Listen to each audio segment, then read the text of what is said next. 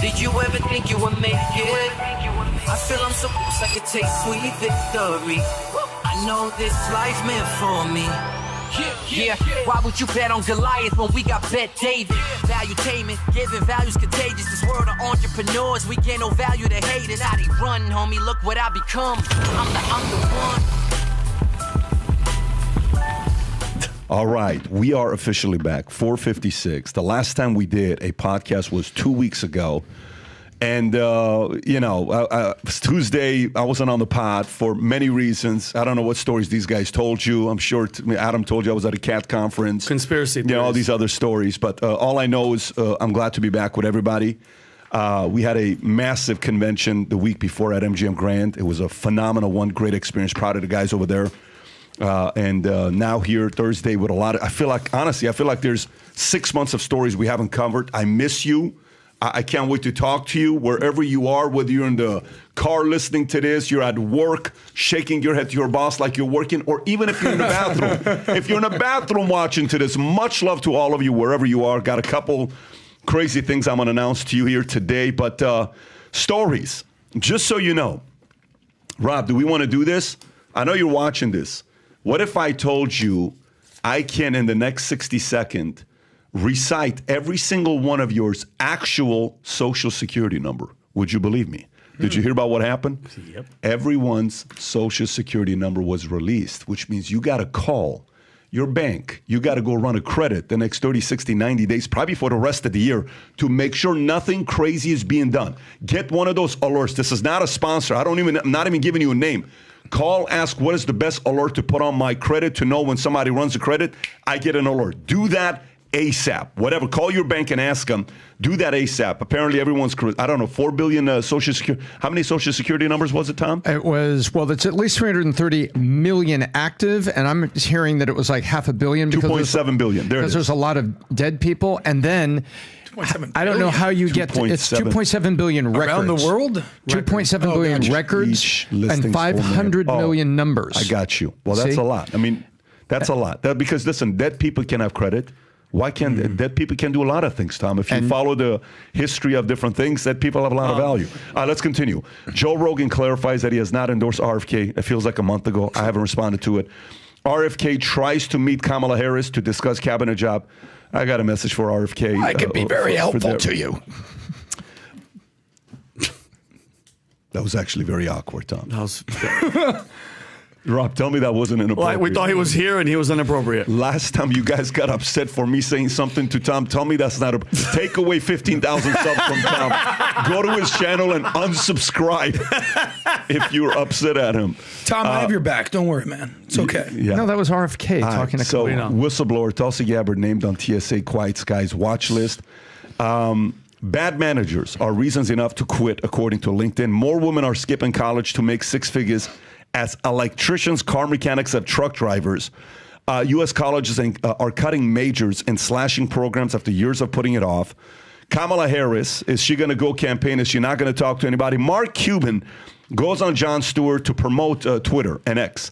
He is officially in love with Elon Musk so much that he's going on a tour to promote how awesome X is. Obviously, it's sarcasm. He went on Jon Stewart to try to trash Elon, but it ended up backfiring, and it actually brought a lot of eyeballs to X. Very sweet of him to do so. Suddenly, hourly workers aren't so hard to find, according to WSJ. CNN effectively worthless after parent Warner Brothers takes $9.1 billion write-down. Google former CEO says the tech giant is losing out to OpenAI because staff are working from home. By the way, he said that in an interview. A few hours later, he walked it back a little bit. I wonder why. I'm sure Tom's got some thoughts on this. Nikki Haley urges Trump to quit whining about Kamala Harris. She's not going to give an interview. Believe me, we are asking CNN Dana Bash bristles as J.D. Vance asks why Kamala hasn't done an interview in weeks. Election 2024, Trump 49, Harris 44, RFK 3. Rasmussen reports. Tom's got thoughts on that. They've done a great job with these polls lately. Tom, and shout out to Amy. Great job, Amy and Tom. UK Police Commissioner threatens to extradite jail U.S. citizens over online posts. Will come after you. 24 hours, Kamala Harris has not done a press conference. Home Depot cuts sales outlook. Mortgage refinance surges 35% in 1 week as interest rates hit lowest in over a year. Middle and low-income Americans running out of disposable cash. And we got a few other stories we'll get into. Couple videos. Thomas Crooks. Guess what this guy does on Christmas, Valentine's Day, and Halloween? Vinny's going to tell you here in a minute. And then I think we got a couple other things. By the way, there's a new, this was actually very impressive, what you showed me. I don't know if you guys have seen this or not. Do you guys have any plans of playing somebody better than you in chess?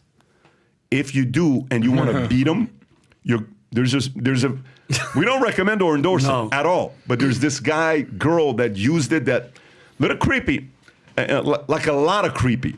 And if there's ever been a dumb time to do something like this, not thinking there's cameras around, it's today, but maybe nobody told her that billions of cameras are everywhere nowadays. She didn't think it was possible that she was going to get caught. Now, having said that, let me get into a couple different things. Look, for those of you guys that watch this podcast loyally and you're convinced the future looks bright, you're part of the 51% future looks bright, 49% only the paranoid survive. I'm excited about what's going on here. More and more, no matter where I go, I see this gear. No, I go in Vegas. I see everywhere I'm seeing future looks bright. Future looks, hey, yo, PBD, future looks bright. Future.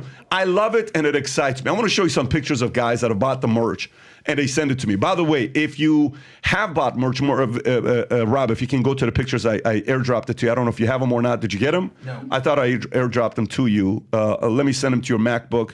Maybe that'll be faster. So if it's coming through. If you've bought gear of Future Looks Bright, Angry Patriot, anything with Valuetainment, anything with PBD Podcast, share it with us. We want to recognize you. Just the other day, we got some of them. We can't go through all of them, but we got some. I'm going to show you some of them here. One of them is an NFL player playing for the Baltimore Ravens, going through the frickin', what do you call it? No way. When he's going to the... So like the running back? No, he's going No, those are the walk-in from the bus to the locker room. Mick Moore, when he's going through the, not locker room, the hall. It's a stadium hall, Stadium hall. He's going through the hall. Guess what shirt he's wearing? The tunnel. Frickin' Future Looks Bright. Are you serious? Yeah. Rob, did it go through or none of them went through? It's taking a second to download, but I'll have them in just a second. Okay, don't worry. I'll show it to you here in a minute. Anyways, once they go to Rob, we'll show it to you. Here's what we got today. The biggest complaint I've gotten the last 90 days is, Pat, why do these USA gear, hat, these things, why do they sell out so quickly? Why is it that it's so limited and all this other stuff? Look, it is what it is. But here's what we got going on today, which is going to be crazy. For those of you that believe the future looks bright and you love the brand and you love USA and you love America, you want to sport it, go to work with it where you're comfortable saying, I love USA and I believe future looks bright, we got a couple things I want to tell you. The USA hats are officially back. But again, limited supply. Order now, you will have it within 3 to 4 weeks. Order now, these USA hats. Because if you don't now, they're going to be delivered in Christmas. This is all I'm telling you. For all the people that said, Pat, if you put it up, I'm going to buy 5 for my family. I'm going to do this. I'm going to do that. This is your time to do it. The USA hats are here. But on top of this, we got something that I've been wearing for the last 2 months.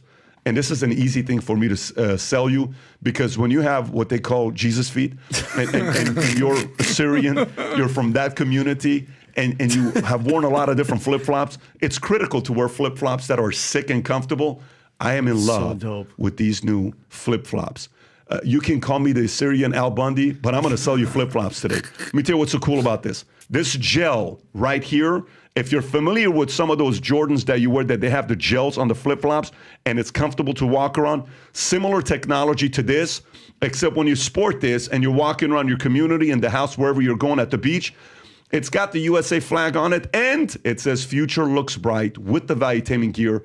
This one, we have limited supply of 500. You buy these, they're going to sell out in no time.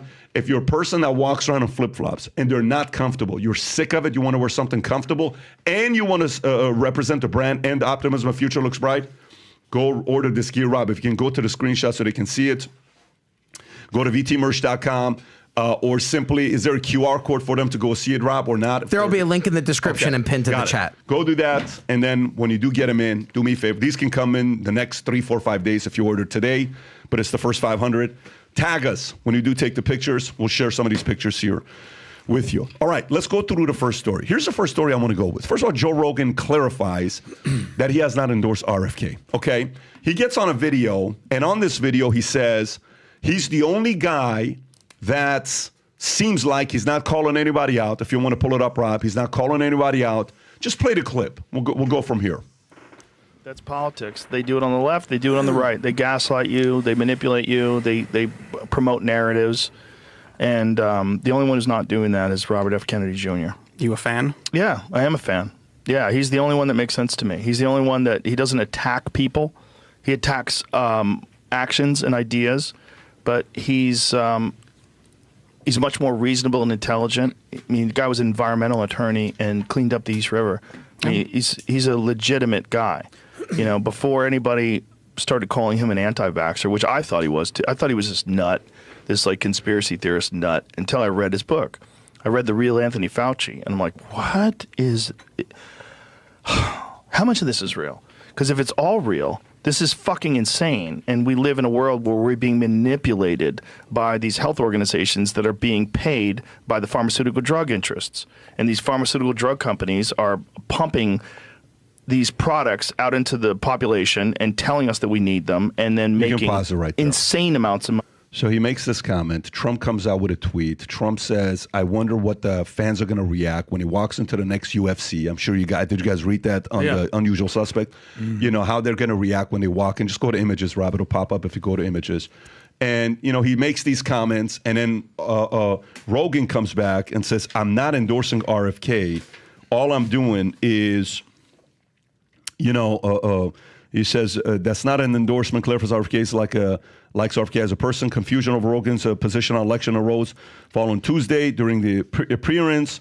Kennedy differentiate. For the record, this isn't an endorsement. This is me saying that I like RFK Jr. as a person, and I really appreciate the way he discusses things with civility and intelligence. I think we could use more of this in this world. I also think Trump raising his fist and saying fight after getting shot is one of the most American effing things of all time. Okay, so that's that.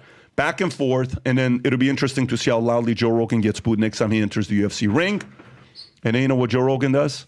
Joe Rogan goes, by the way, kill Tony. Tony Hinchcliffe is killing it. That's exactly what he's doing. The guy's on freaking fire. Mm-hmm. Selling out arenas with his show that he's doing. I think he's got the best comedy show on podcast in the world, apparently. Kill Tony, yeah.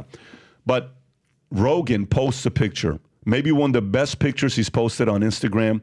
If you go to Rogan's Instagram, this is why Rogan understands the simple concept of humor. And if you look at the picture that he posts a picture saying, don't worry, we got it squared away. Me and Trump are good. And what was it?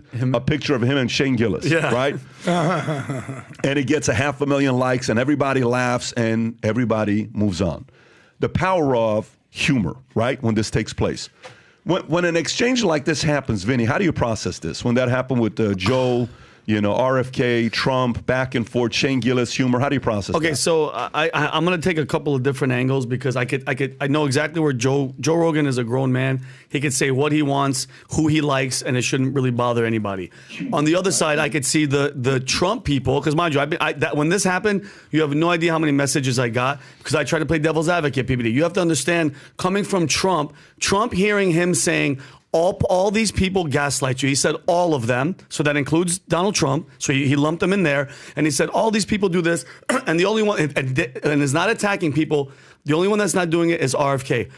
From Donald Trump's point of view, you know he's a loyalist. Joe Rogan doesn't owe him anything. But if you think about it, Joe Rogan has had how many years now? 7 years.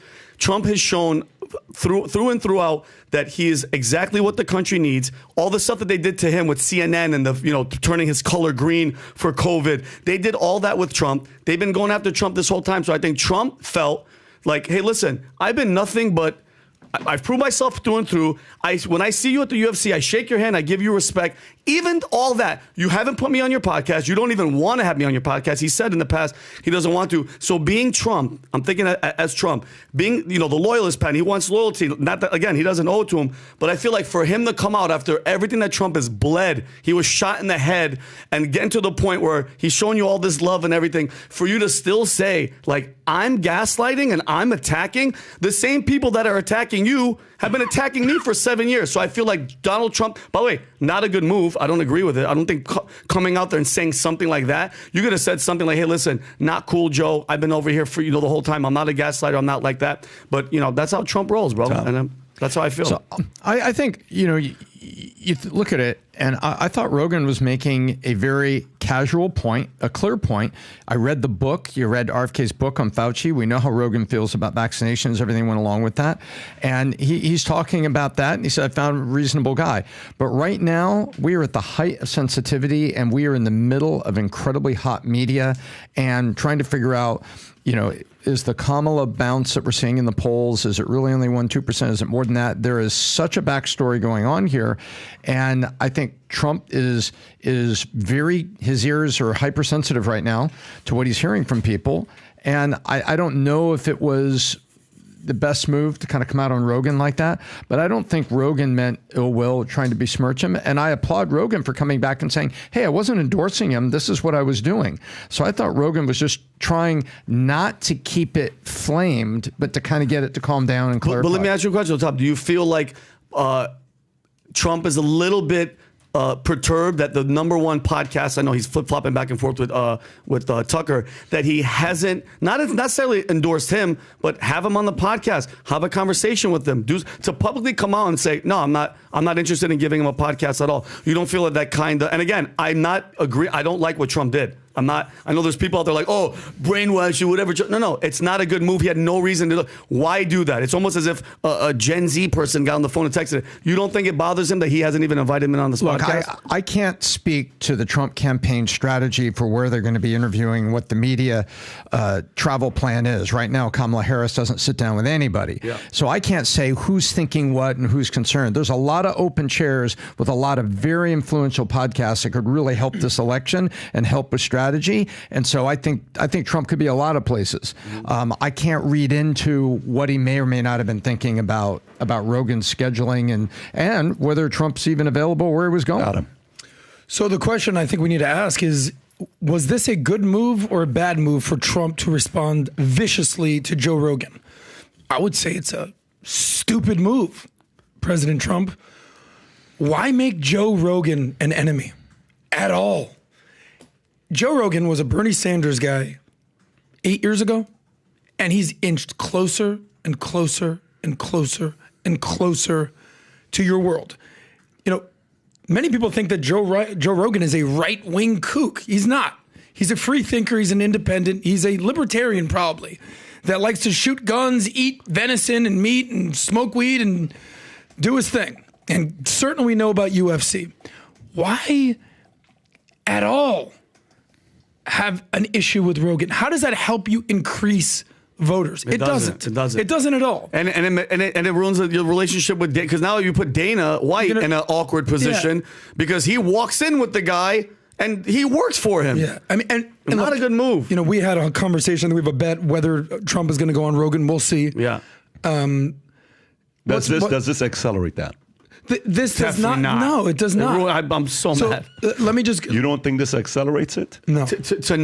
Accelerated to not to go on. Oh, this I think hindered. It's the opposite. Really? I think it's completely the opposite. Let me tell you why. You have no idea how the perfect storm happened.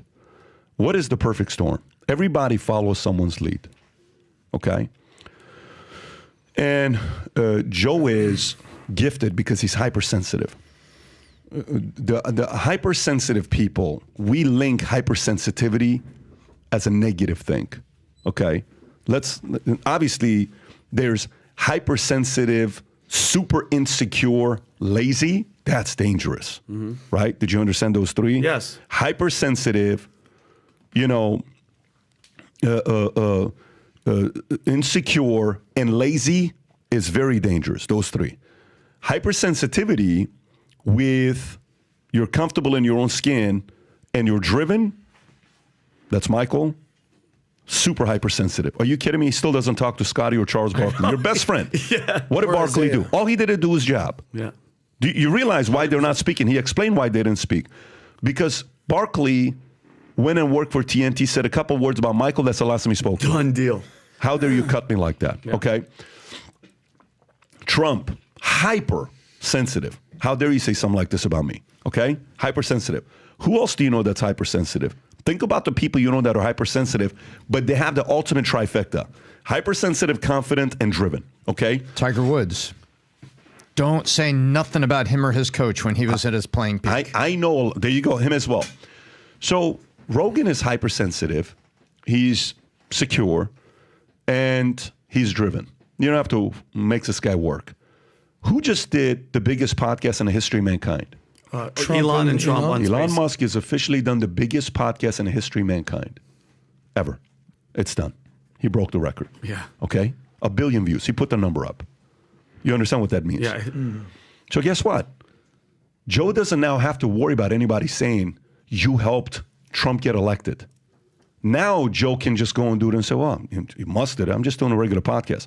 It's not going to get 1 billion views because Joe doesn't have 190 million followers on Twitter and X. Musk does. Joe's not worth $250 billion. Joe's a billionaire. If he's not a billionaire, he's going to be there in the next 24 months if he's not there right now. I'm just saying he's a billionaire because if he's not, it's because he doesn't give a shit about being a billionaire. Yeah. But he's going to be a billionaire. You know, Musk has got a mission he's on. Joe's not on a mission. Joe's enjoying his life, right? And his mission is a different mission that he's got. One is trying to go land on the moon. One is trying to keep humanization. Joe is just kind of trying to have the conversation, enjoy his life, be a good father, do his best as a human being. That's what he's trying to do. So I actually think this perfect storm of this feud happening with RFK, with Musk having Trump on, accelerated the process of him getting on. And on top of this, guess what the conversation is right now behind closed doors? That Trump's campaign managers are about to get fired.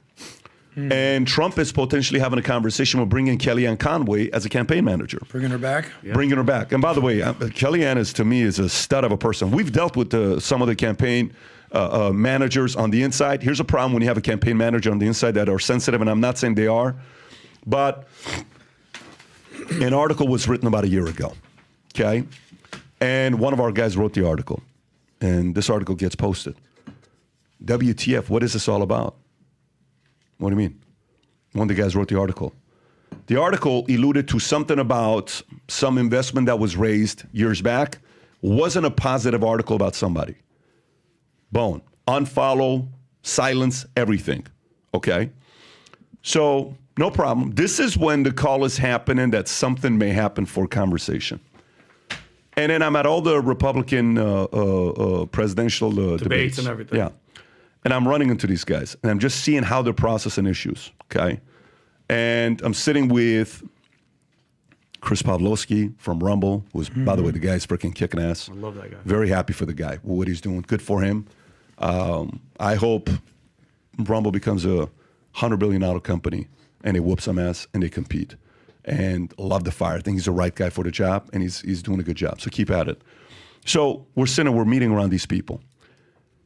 As a campaign manager, this is what you have to be careful with. There's a difference between you not doing something because of your ego that hurts the chances of the person you're representing. For example, I have this conversation with Sam all the time. Handlers have a lot of power. Campaign managers have a lot of power.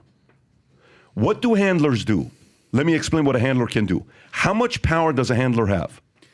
A lot, because any conversation that you should or shouldn't have, they're making that decision of who you should talk to and who you should. They have one thing that is more powerful than anything, and that is access. Yeah, handling you. They're handling access to whoever they're trying to reach, whether it's Trump, control it's the PBD. calendar and the agenda of who talks to the person they're handling. What are the worst handlers?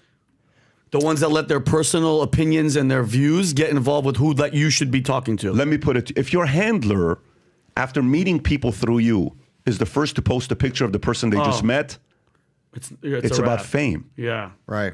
Mm-hmm. Why are you sharing the pictures of who you just met? You're a handler. They forget they're a handler. Your job is to be a handler. You chose this job. Don't do this job if you want to be famous and cool. Jonah Mendes, one of the best things she ever told me, this the former chief disguise officer of the CIA, when I asked her, repeatedly, this was one of the best things ever said on an interview I ever did. I said, what's the great quality of a CIA agent? I said, is it to be charming? Is it to be charismatic? Is it to be a great salesperson? Is it to be a good negotiator? Is it to be, what is it? It says, is it to be driven? Is it to be competitive? He said, it's all of that plus one thing. I said, what's that? Have I told you this story? I was going to guess. Yeah. Let me tell you what she said. I've told you this story. Here's what she said. It gave me the chills all over my... I was in front of the White House when I interviewed her. With the set in the back is the White House. Sick. If you actually go to this, Rob, type in Jonah Mendes by David, she says they have to be charming, charismatic, all this other stuff. But one thing is very important. They don't need any recognition. And if they save the free world, they don't have to tell anybody about it. That's the podcast. White House is right behind us. Oh, that's a sick Can you go shot. to the picture that shows the White House, Rob? You just had it right there. One of the takes shows the White. That's the White House right behind us. So she says they don't have to tell anybody about it. Sometimes handlers want to act like it's cool that they're on the inside to be with Trump. You have to fire those handlers. This is not about being cool. This is a proper person doesn't have to be impressed that they're around you, that they have to brag about it. Kellyanne Conway is fantastic because she's been around so many big personalities. It's like, listen, I respect you. I'm doing the job because I'm doing it for America. So I think right now, with the perfect storm of Musk just having Trump on, of his feud with Trump over RFK, of the campaign managers potentially getting fired and being replaced by somebody else, and to top it off, RFK goes and has a meeting with Kamala Harris's team for a job on the campaign. I think all of these things accelerated the chances of... Is that story accurate? Did he actually meet with her? Well, there were reports... This is WAPO. This is WAPO. This is WAPO, okay? So RF Kennedy tried to meet Kamala Harris to discuss a cabinet job. Really? Okay? Go through it, okay? So here's a story of he wants to meet with... Now, do me a favor. Go to his Twitter account while I'm reading this, Rob, to see if he answered to this question. RFK sought a meeting with Kamala Harris to discuss potentially joining her cabinet if he endorses her campaign. Harris's team have not endorsed proposal Kennedy's previously attempted similar talks with Donald Trump with no agreement reached. Right. Kennedy's campaign claims that his endorsement would boost Harris or Trump across 31 states. However, his standing in national polls has dropped since Joe Biden exited the race from 9 to 5%. Despite this, Kennedy is still actively campaigning, but is open to other avenues to influence change. Kennedy's outreach to Democrats, including attempts through Hollywood intermediaries and Biden allies, has largely been ignored, with Democrat insiders dismissing him as a MAGA-funded fringe candidate. Is that his response to it? Yes. Okay, so let's go through it. So VP Harris' Democratic Party would be unrecognizable to my father and uncle, and I cannot reconcile my values. The Democratic Party, true, or RFK and JFK, was the party of civil liberties and free speech. VP Harris's party of censorship and lockdowns and medical coercion. Kennedy Democrats were anti-war. Kamala's riddled with neocon warmongers. The RFK, JFK Dems were allied of Main Street cops, firefighters, and working people. VP Harris is the party of big tech, big pharma, and Wall Street. True. My dad and uncle's party was a champion of voting rights and fair election. VP Harris's party of lawfare, disenfranchisement, and coronation of its candidate by corporate donors and party elites. I've used our nation's court to prosecute corporations who hurt black Americans. VP Harris used our nation's courts to mercilessly prosecute black Americans and exploit them for their labor. Sure. My father and uncle prided themselves on their skills at debates and their ability to articulate a coherent vision for our country. VP Harris is scared to debate and can't survive an unscripted interview. Instead of outlining a vision, she relies on middle school tactics, memes, forged headlines, infantile slogans, joy, and name-calling Republicans as weird. I've spent years battling government corruption and lies. VP Harris spent years gaslighting Americans about the health of our commander-in-chief. I have no plans to endorse Kamala Harris for president. I do have a plan to defeat her. Boom. Is he accurate? So let me ask you this. No, hang on. Let me ask you this. Sure. This is really the only question. Okay. What's the percentage you believe he directly or indirectly or sending a handler went to Kamala Harris's camp to talk about a potentially job to negotiate with them? Nah. You're at zero? So? I'm going to say zero? Very low. Rob? Very low. I'm also at zero. I have a clip I can play you, which is why. Go for it. Low. Where are you at? Are you at zero? I mean, you never know. Like 2%? Tom, where are you at?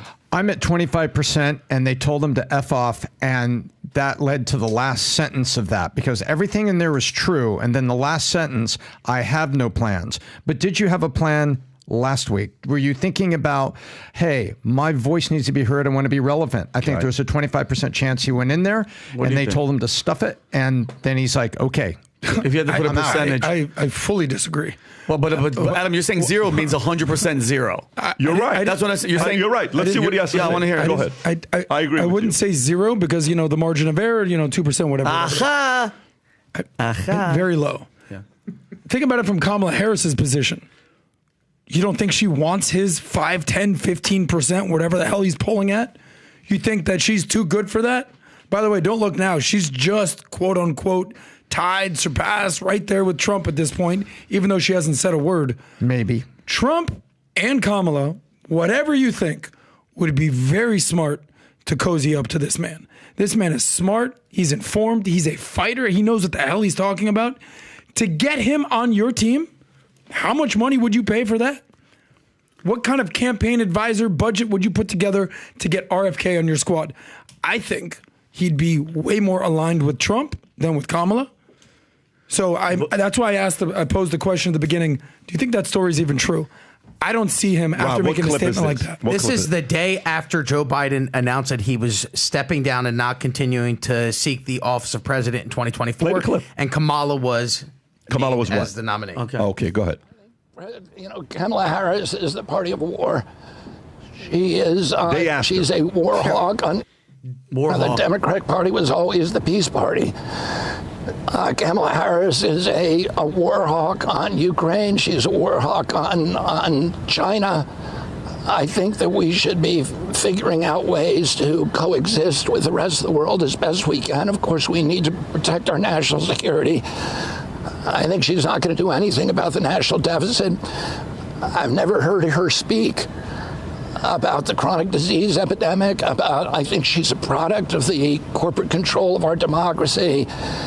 And she's one of the authors of, in terms of civil rights, she has one of the worst civil rights record of any public official. She's the author of one of the primary authors of the school to prison pipeline. She kept 5,000 people, despite a Supreme Court order that she released 5,000 prisoners of nonviolent drug crimes who were ill. Tom, I'm not coming to you first, but Vinny, go ahead. What do you? I mean, again, who knows? At the end of the day, we can't say 100%.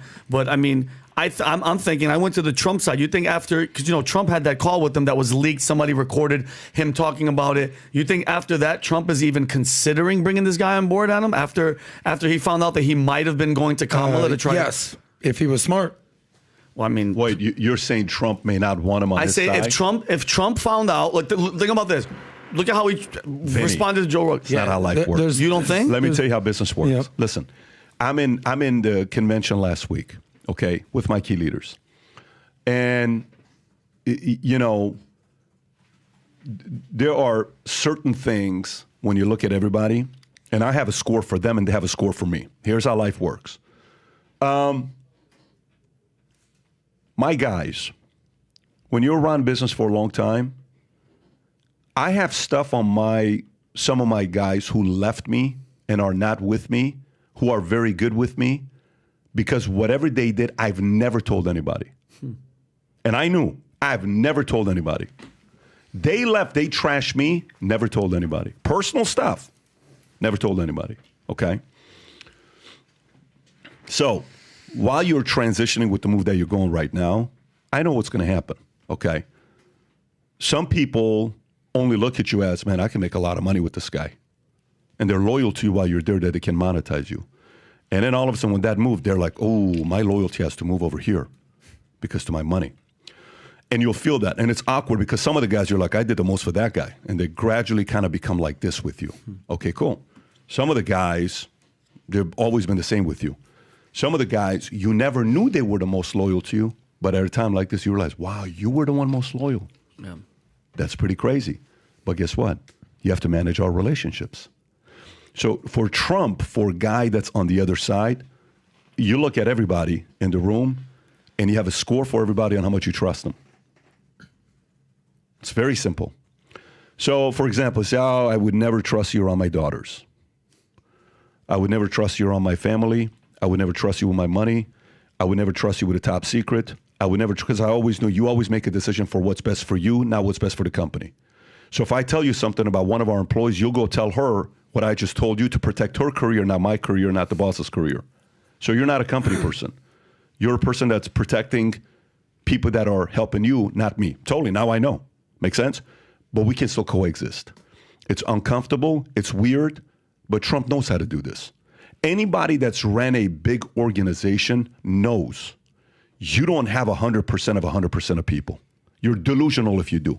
If you think and expect that from everybody, you will build a very small organization. Now, here's how this also works.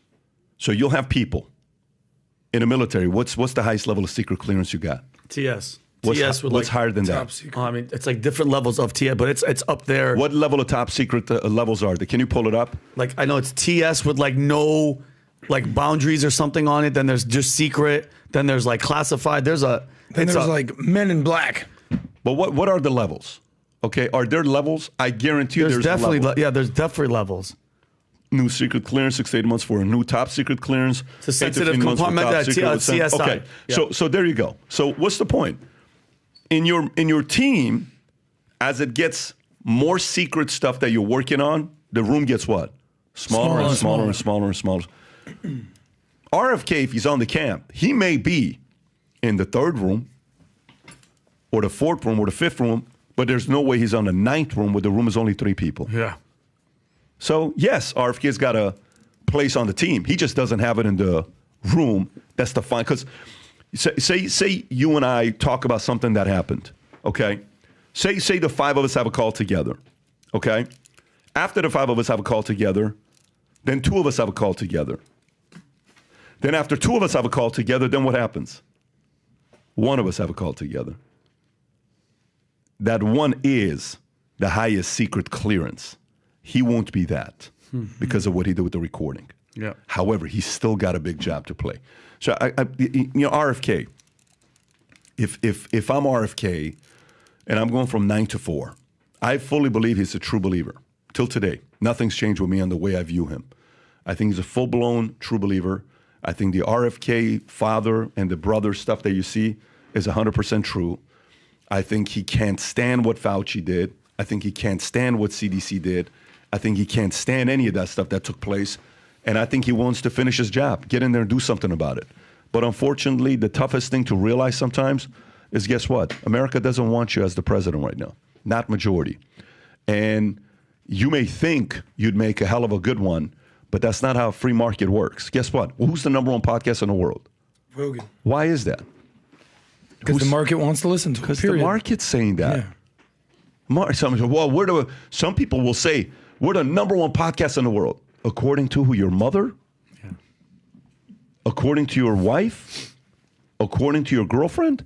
Because according to the numbers, Joe Rogan's the number 1 podcast in the world. The market dictates where you rank, not you. Mm-hmm. And it's tough for RFK to choose that. Some people are role players. When Carmelo Anthony and AI, and Westbrook, and the only guy who had the brass to eventually say it, his name was Paul George, who runs one of the best podcasts out there, with Dallas Rutherford, the son of an incredible man whom I love that family. Paul George, we all know Paul George, one of the best players of all time. The guy broke his freaking leg on the Indiana Pacers. You're like, he's done. Comes back and whoops some major ass. You know what he said in the interview? I can never win a championship as a number 1. What? Wow. You've been the best player on every team you've played your entire career until you go with Kawhi Leonard, and you said you can't win a championship as a number 1? He's right. Yeah. RFK can't win a championship as a number 1. And I hate to say it, at first I thought maybe he's going to break some stuff, but he's going to kind of break some barriers and get through it. I think he needs the right person to make a call to only 1 camp, that he can play a lot of impact, and hopefully he can increase his trust level with Trump without having one of those incidents happen again. Because one thing with Trump is he may come after you, but I think Trump's also quick to forgive and move on, because he's had to do that for his entire life, and he's had to expect other people to forgive him. Thoughts? I'll open it up. Anybody? Tom? I would say one thing. Both camps would be very smart to try to get this guy in their team. Because if you look at 538, if you just want to use some cumulative data, he's trending at 5%. Ross Perot was at, 19% in 92, Pat?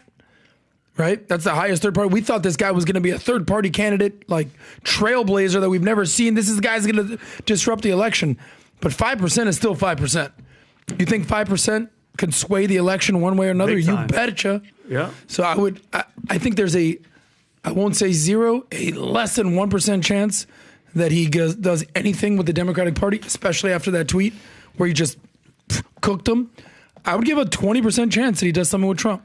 But it has to happen. But it has to happen sooner than later. I think he has to be intentional about it. The right person needs to make the phone call and present the facts. RFK needs to have the right person make the phone call, present the facts, create the meeting, and I swear to God, if any of it gets leaked, it's done.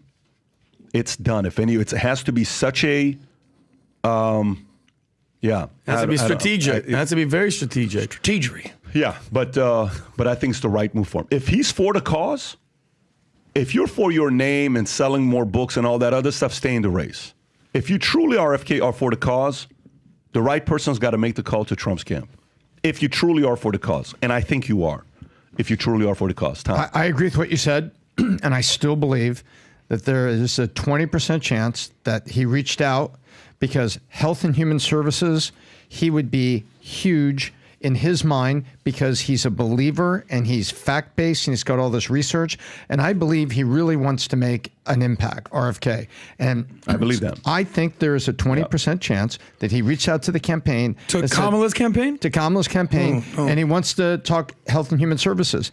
And I've seen the polling data. The people that were moderate leaners on the left, just moderate leaners, those independents went to Kamala on identity politics. In other words, they weren't really full-on independent with RFK Jr. You know what I mean? They were there. Well, I'm not voting for Biden, so I'll go with RFK Jr. Oh my gosh, we have this. Come on. And so they went back the other way. That's where he went from 8-9% nationally because it was significant, and now it's back right within the norm that you would normally see. But that's why I think he did it. I think, I'll always think that because I think he's a true believer and he was trying to find a position where he can make an impact. Okay, cool. All right, so Musk, Trump do spaces together. First hour doesn't work. Media reacts. A false start. Newsom jumped on top of it, begging for it. Look, it's a false start. Look at what's going on here. X doesn't have bandwidth. Just like his campaign. Look what's going on. The last time this happened, DeSantis, his campaign failed. This time, Trump's campaign is going to fail. And blah, blah, blah, blah, blah. Right. Okay, cool. So they finally do it. Okay. And it ends up being how long, Rob? Do you have the exact timeline? It was 3 hours and 16 minutes total with the delay. So imagine he sat there for 3 hours and 16 minutes. And what did they talk about? They talked about illegal immigration. They talked about what were you going to say before you were rudely interrupted by an assassination attempt, right? Mm-hmm. Which was a funny line that Musk said. Record-breaking illegal immigration in any country. They talked about that. I beat him so bad, I won the election. Okay, he's still kind of going back to election interference. Told China, if you buy oil from Iran, you will not do any business with the U.S. Iran no longer has money for Hamas or Hezbollah at the time when he was negotiating. Now they got a bunch of money. Biggest threat isn't global warming, it's nuclear warming, which was very interesting when Musk kind of took the position of, climate change. And he's like, well, there's something going on there, but it's not the solution that they're taking. He kind of took that route. And there was a part where, Trump said, look, I understand your company and the product and Tesla and what you're doing. The car's a great car. But guess what? We still need gas-driven cars. And he kind of went through that. And by the way, Elon didn't correct him. Elon actually doubled down and says, you're right. There is a need for the oil and gas industry. And that was very interesting on the way. This is why Elon's got, by the way, if Elon was a U.S. citizen, just check it off. Just be done. If that guy was a U.S. citizen. And then biggest threat isn't global. He has a low IQ 30 years ago. He's talking about Biden. He had a low IQ 30 years ago, although he may have no IQ today. All these lines that he says. So funny. You have a great product. That doesn't mean everyone should have an electric car, but I have to give you credit. She's considered more progressive than Bernie Sanders. Kamala. Musk endorsed Trump. He started selling the dream, et cetera, which was great. And by the way, if you remember a couple days ago on Twitter, not even a couple, this was... Yeah, this was the day where Trump got upset. Rob, can you go to Twitter on my the tweet I had the day he got upset at Rogan, and I posted something, and I said, "Focus on selling the dream like you did before." I think that's what I said. I can you zoom in the one that's with you go look there it is, but it's go lower than that. That's after he said it when I tweeted that. Go lower, go lower, go lower, lower, lower, go lower, lower, lower, lower. Keep going, keep going, keep going, keep going. Keep going. Oh, that was yeah, that's what I said right there. Can MAGA trim? And this is where I talked about the fact that, when he went after Rogan, and the main message, what? Sell the dream. So at the end, I don't know if you guys caught it at the end. Did you listen to the whole live? Yeah, I took a bunch of notes. When he started selling the dream, it was a beautiful thing. He says, look, at the end of the day, America's about the dream. That's great that he's talking about the dream, but it was an incredible spectacle. Now, Megyn Kelly said it was boring. I don't know if you saw that. Yeah. Megyn Kelly said it was boring. Some people said he was rambling. Some people said he had a lisp. Some people said he had this, this thing going on. What was that lisp? How did you process it? Well, I actually, because I watched the whole thing. I just took a bunch of notes, and I just off the rip. Okay, he could talk off script about policy for hours. Okay, how old is he right now, Robbie? 78. 78-year-old dude. He's sitting there in that room, and we've been in that room before. He was funny, and I feel like him and Elon Musk have a great relationship, and they have a mutual respect for each other. You could hear it through their conversation. Okay, I think Trump was authentic, transparent. This got him a bunch of new demographics. Think about all the people that you never thought. 1 billion impressions, Pat. Trump's promises, one of the biggest promises that I love was getting rid of the Department of Education. That was one of the ones that hit me, and he goes, I'm going to give it to the states to deal with that. He wants to get rid of that department. He had a plan to utilize Elon in the upcoming administration we talked about. I think it was a win for him. It was a win for X. And I think, when do you get to sit down and listen to a president speak like that for 2 hours and however many minutes it was? I agree with a lot of that. And what I would add to that is we heard an unscripted leader talking. Bingo. And if some people think, oh, that was boring, would you rather have someone standing at a microphone just reading the teleprompter for 5 minutes and then walking off stage to her handlers, not pointing anybody out here, no. right? And then avoid the media and not talk at all? No, he went there and he was informed, he was engaging, he was funny. Maybe a little too acerbic on a couple things, name calling. You should just stick to the policies and just let us know what you think. But I thought it was wonderful. And how many times in life have you said, you know what? I never saw this side of them. A friend, a mother-in-law, people like that. And all of a sudden you have a different vibe or a different meeting or a different engagement. And then, wow, I really didn't see the side of them. It was something I didn't know. I'm glad I did. Mm-hmm. And I think to a lot of American voters that's exactly how they felt. Adam. I disagree with you guys, and I'll tell you why. Pat, if you did a video with Trump, an interview with Trump, what are the chances that you, PBD, on the PBD podcast, would do audio-only interview with Trump? You. What are the chances? 0. What are the chances that you would have 0 short clips for people to watch and see each of these conversations in I'm really curious to know where you go, because I already get to the point where you disagree with Vinny? Yeah. So okay. So my point is, I'm going to do clips. Oh, here it comes. Thanks for the Tom Comedy Act here, buddy. I'm gonna start interrupting you every time. We're gonna go back to that princess crap if you don't shut up. At what point do I just slap an old man? But I will not disrespect the. This was a wasted opportunity, because did this garner any new votes? This was great. 3 hours of Trump rambling with Elon. Amazing. I tuned in for the first hour. There was no audio. I left. I would love, and I'm sure there's a lot of people that feel this way, I would love to watch some short clips. Here's a short clip of Elon and Trump talking about China. Yeah. Here's a short clip of this. There was millions of short clips. Show me them. Rob has a bunch. Rob has a bunch of them. By the way, it's all over Twitter. That's not Musk's job. Musk, But it was not.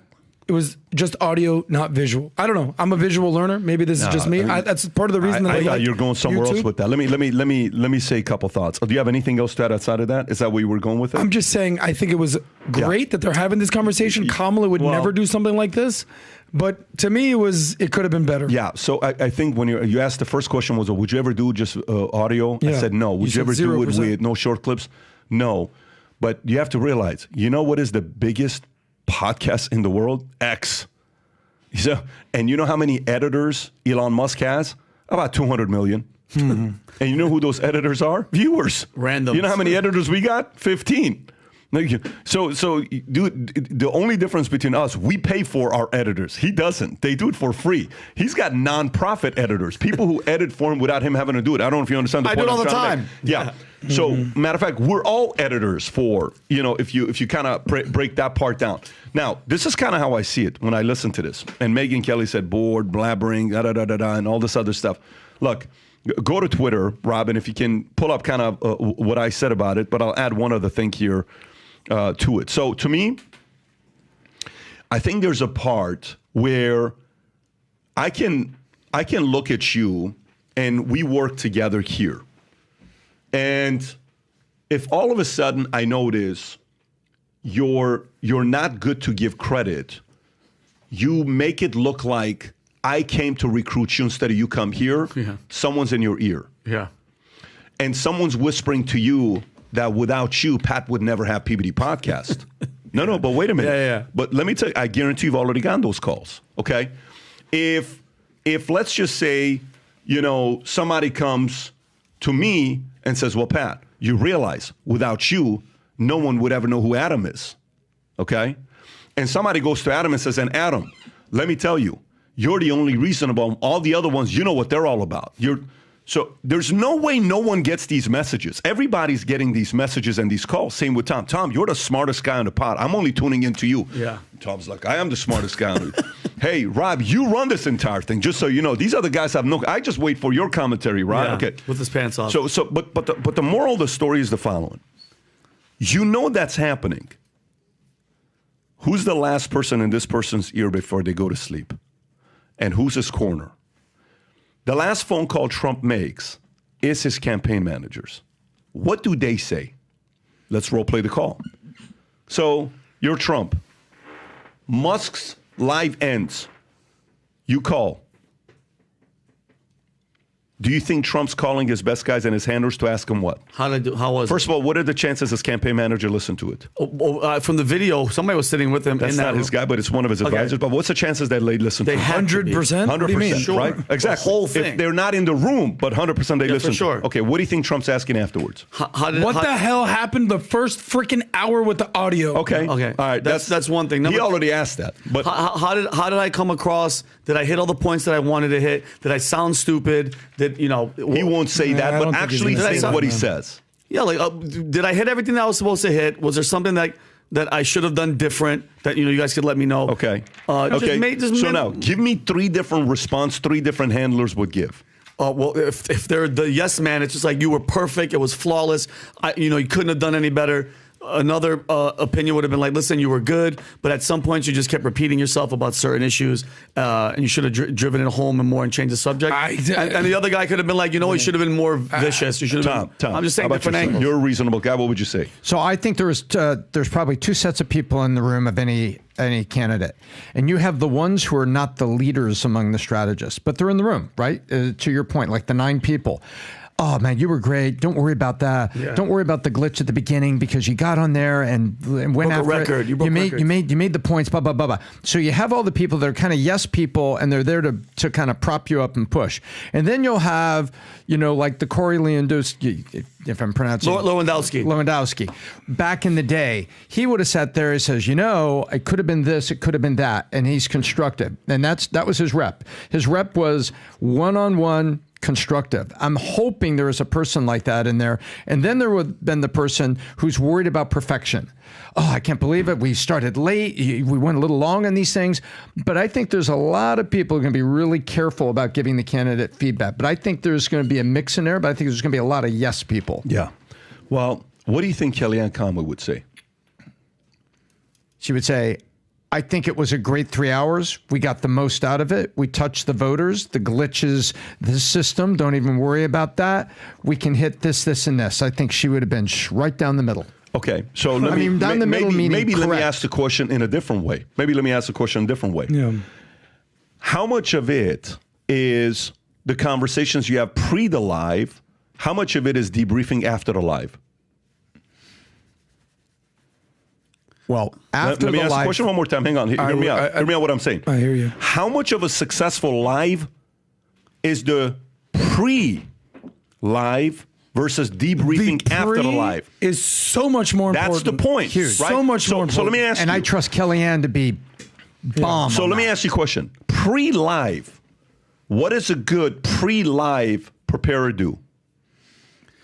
Go through all the points, all the points that you want to talk about, all the campaign definitive points. strategy of what we're doing here with the richest man in the world and the biggest platform in the world.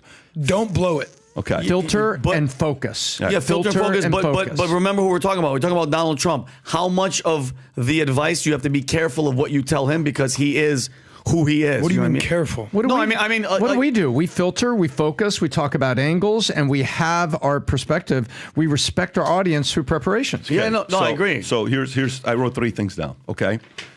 How much of what Trump said was what Trump said? How much of it was what the market is challenging Trump on to overcome those objections? How much of it was his advisors? Let me say what it was the again. first one? So Trump, criticism, advisors. I mean, I think Trump, Pat, he's at 80%. He's going 80%. I'm 80%. He's 80%. Okay, how much is critics? I was 70-20-10. You're 70-20-10. Where are you at? 80. And what was the last one? Critics, advisors. Advisors, 80-10. 15 for the advisors giving advice, and the rest is going. I'm the other way around. Okay, Adam. This is what Trump wants to say. What him responding. What to Trump critics. said on the live? How much of it was Trump? How much of it was his critics? How much of it was these advisors? 90% Trump, and then distribute the 10%, however you want to do I it. actually think it's more 80, 15 critics, 5, and then 5 advisors. Meaning he's not listening to anyone. And the reason, you can I have- speculate? Yeah. Got it. Can I So we're in the speculate same for a direction. second? Hold on, Tom.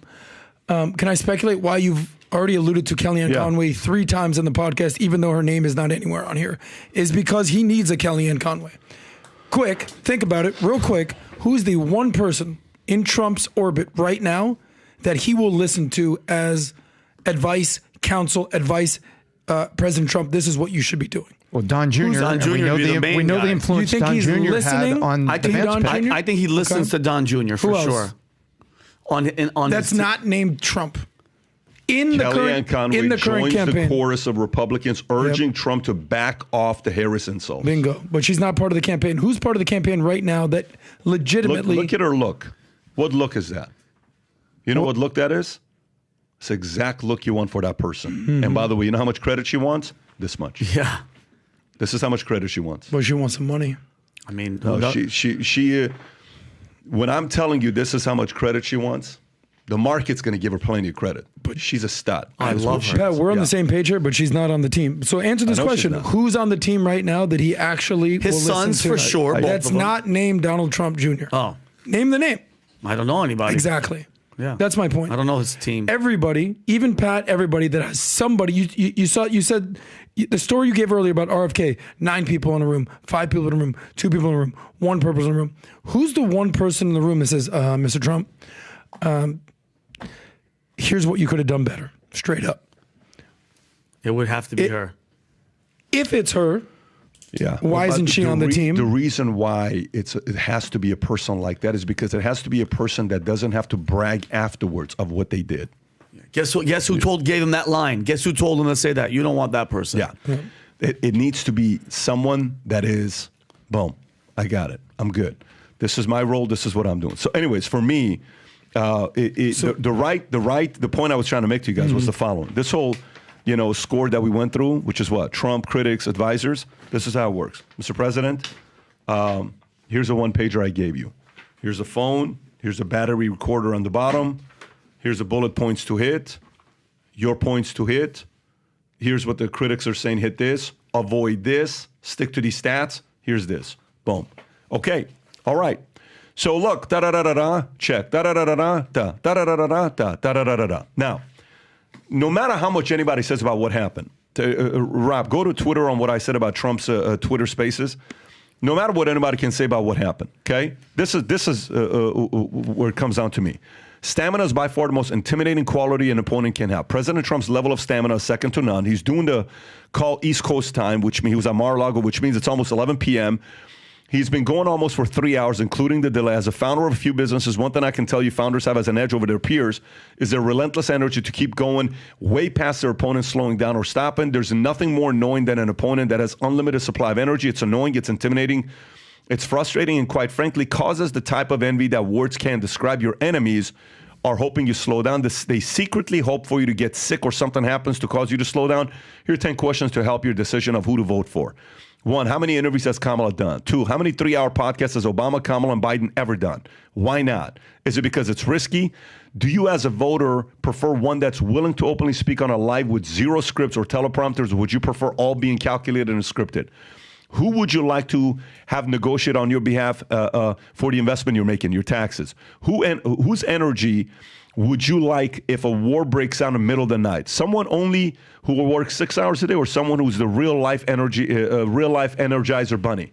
Who do you trust doing more good for your money? High taxes, money to the government. Low taxes, money in people's hands. Who do you think your enemies want to see win the election? A leader who's relentless and constantly moving, or one that's low energy and flip-flops half the time? Vote accordingly. So to me, you freaking kidding me? I love number 10, by the way. You know, to me, it's like, yeah, okay. Like, shit hits the fan at 3 o'clock in the morning. What percentage of America's asleep?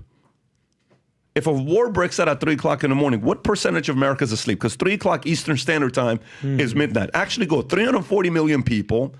What percentage of people, Americans living in America, do you think is asleep at 3 o'clock in the morning? 80%. 80%? Okay. What do you think? You think it's 80%, Tom? 20% are working? 90%? Yeah, I think it's 85, 90%. 90. Let's say 90% is sleeping. Somebody's working emergency rooms, but you add it all up, 85% of America's in bed. 80, 85, 90%. You have a phone call to make. President Trump, President Harris, President Biden. Who do you think is going to be the fastest to get up, go make a decision, and boom, let's go? Trump. Period. Ain't even close. Sorry. Okay. And it's not just speed. Yeah. Who do I trust at that hour to be processing and be America first and focused about Can it? Donald Trump win the election without Kellyanne Conway on his team? I don't know. We're about to find out in 80 days. We're about to find out in 80 days. Because, you know what, Rogan had he said some thoughts about Kamala. Did you guys see this? Rogan did. Watch this, Rob. Play this clip, Rob. I just texted it to you. You know who else is up at 3 You know o'clock which in the clip morning? I'm talking about? Tom. I didn't Hunter text it to you. Biden. I just text you if you have it. Hunter. Let me find it. Give me 1 second. If you just type in Rogan Kamala, it'll come up. I think he's wearing a black shirt. Rogan Kamala. No, just don't go all the way around. You went Kamala Atlanta. Just go Rogan Kamala. And look what pops. What was Rogan that, Tom? Kamala. Right there. Watch this. Crushed it. Yeah. That's a problem. She That's a crushed it. problem. And I don't think they thought she was going to be able to do that. There you go. That's the thing. Yeah. You can fucking coach somebody, bro. It ain't hard. I mean, maybe she just practiced. Who are these coaches? Just public speakers and stuff? Oh, yeah, public speaking coaches. Yeah, there's political speech analysts. There's people that Imagine if there's teach comedians. people how What to if David teach. Lucas gets hired to give her like some one-liners? Listen, I mean, there's a crazy world where there's shit like that, where there's somebody goes, you need a couple zingers in your back pocket. I don't know. 100%. Because if that's not your world and your brain doesn't operate like that, Trump's does. Trump is looking at like, you know, to make a little put down or he's just quick in that way. Listen, So he is quick in that way. Also, it would behoove him to hire a few great comics to just tour with him and just write one-liners about all these different fucking people.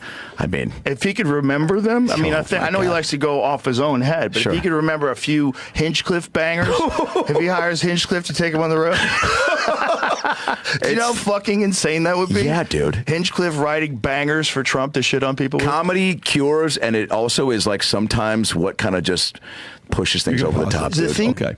Yeah. You know why I love what Rogan says here? What do you think about what he's saying here? What's he saying here? Get mix some it up. help and get some strategy. Yeah. What he's saying is that Kamala can win. Of course. That's what he's saying. He's saying that too. It's the initial one, She's. I'm like disgusted and shocked, but also completely understand. She's currently now favored to win the election. But how? Look at Vegas. How though? You know how? Well, how we can spend. No, you're right. But that's the reality. Yeah, but it's absolute. We don't have to spend an hour to think of anything. Think about the actual fact is don't ever underestimate the power of the media. MSNBC, everybody. By the way, nobody wants to vote for Kamala. They have to vote for her. That's it. It's not Trump, Kamala, and they're doing a fantastic job, bro. You have to take your hats off. She doesn't have to talk to anybody. Why would you let her talk to anybody? Leave her just like when Joe Biden, when COVID hit, keep him in the basement. We already got it. We're already going to do what we have to do to make everybody vote from home. That's it. You're not seeing an election right now. You're seeing a marketing campaign. Big time. We've got other stories here about polling and other stuff that we'll get to, but yeah. Do you remember the? But it's brilliant what they're doing. What is polls telling us, Tom? Well, there's a couple things that are going on right now. You want me to read the Rasmussen and then go to it? Yeah, if that's we're rolling off that. Let's get right to it. What page is the Rasmussen one? What's that? 22 or something? Is that where it's at? I think I don't think it's the 22 one. I think it is. There it is. Election 2024. Trump 49%, Kamala 44%, RFK 3%. This is Rasmussen report. As of August 8th is what the numbers are. So let me see if anything's changed from here. And there's a new one that came out with Pew as well. So here we go. Former President Donald Trump has maintained his lead over Vice President Kamala Harris and his support for RFK. The latest Rasmussen poll has a two-way matchup. 49% of voters vote for Trump, 44% Harris, 4% to RFK. These findings are nearly unchanged from a week ago, which was second survey since President Joe Biden. Rob, what are those polls today? What are the numbers saying? Tom, what are you seeing on the market with the polls? So there's a couple things that are going on today. And the first thing is that the Kamala bounce is subsiding, and it's really only 1 to 2 points nationally. But the media is pushing this AstroTurf campaign very hard, and there's a number of pollsters that are lining up as AstroTurf salesmen. Take a look here. This is the number of polls per week that were released. So why is it that on August 18th, August 11th, why are the number of polls going down, the number of polls released? It's because of this. When the polling data fits the media narrative, the polls get released. When the polling data doesn't fit the media narrative, the pollsters are holding back. And right now, the pollsters are holding back because the Kamala bounce is subsiding and it's settling in at 1 to 2 point on the national level. But remember, national level is like time of possession in a football game. That's not where the scoreboard is. The scoreboard is the Electoral College because the states are the touchdowns and field goals. That's how this is going to be settled.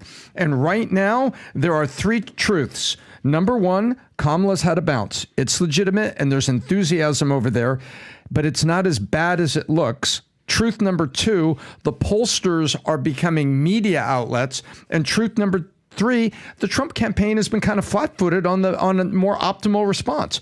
All those three things are true. So what's your point? What we see here is that right now, on a national basis, this has tightened up, but it's not Kamala 5. It's not Kamala 6. It's not Kamala 8. Those polls are BS. And by the way, Quinnipiac is completely out of their mind. They regurgitated and re-released the poll. Remember, those are the guys that said the day before, they ran the last two polls in the last election, and they had Georgia 8, Georgia 10 for Biden, and it was razor thin, and it took maybe some midnight madness to actually go the other way.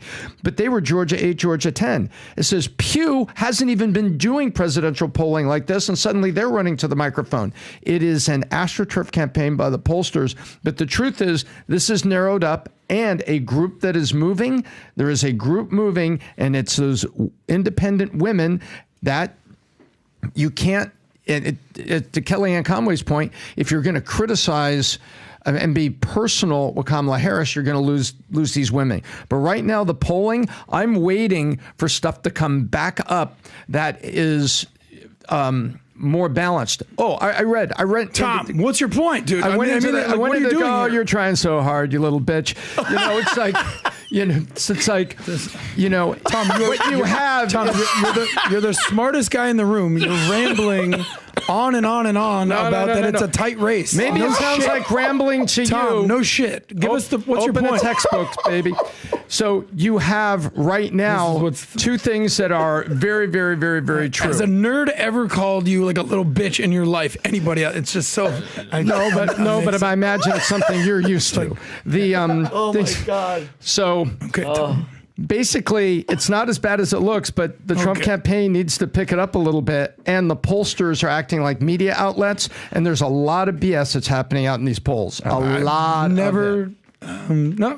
Tom. You killed it, man. Great job. You just broke down the entire race and saying, "Hey, it's a close race." Great job.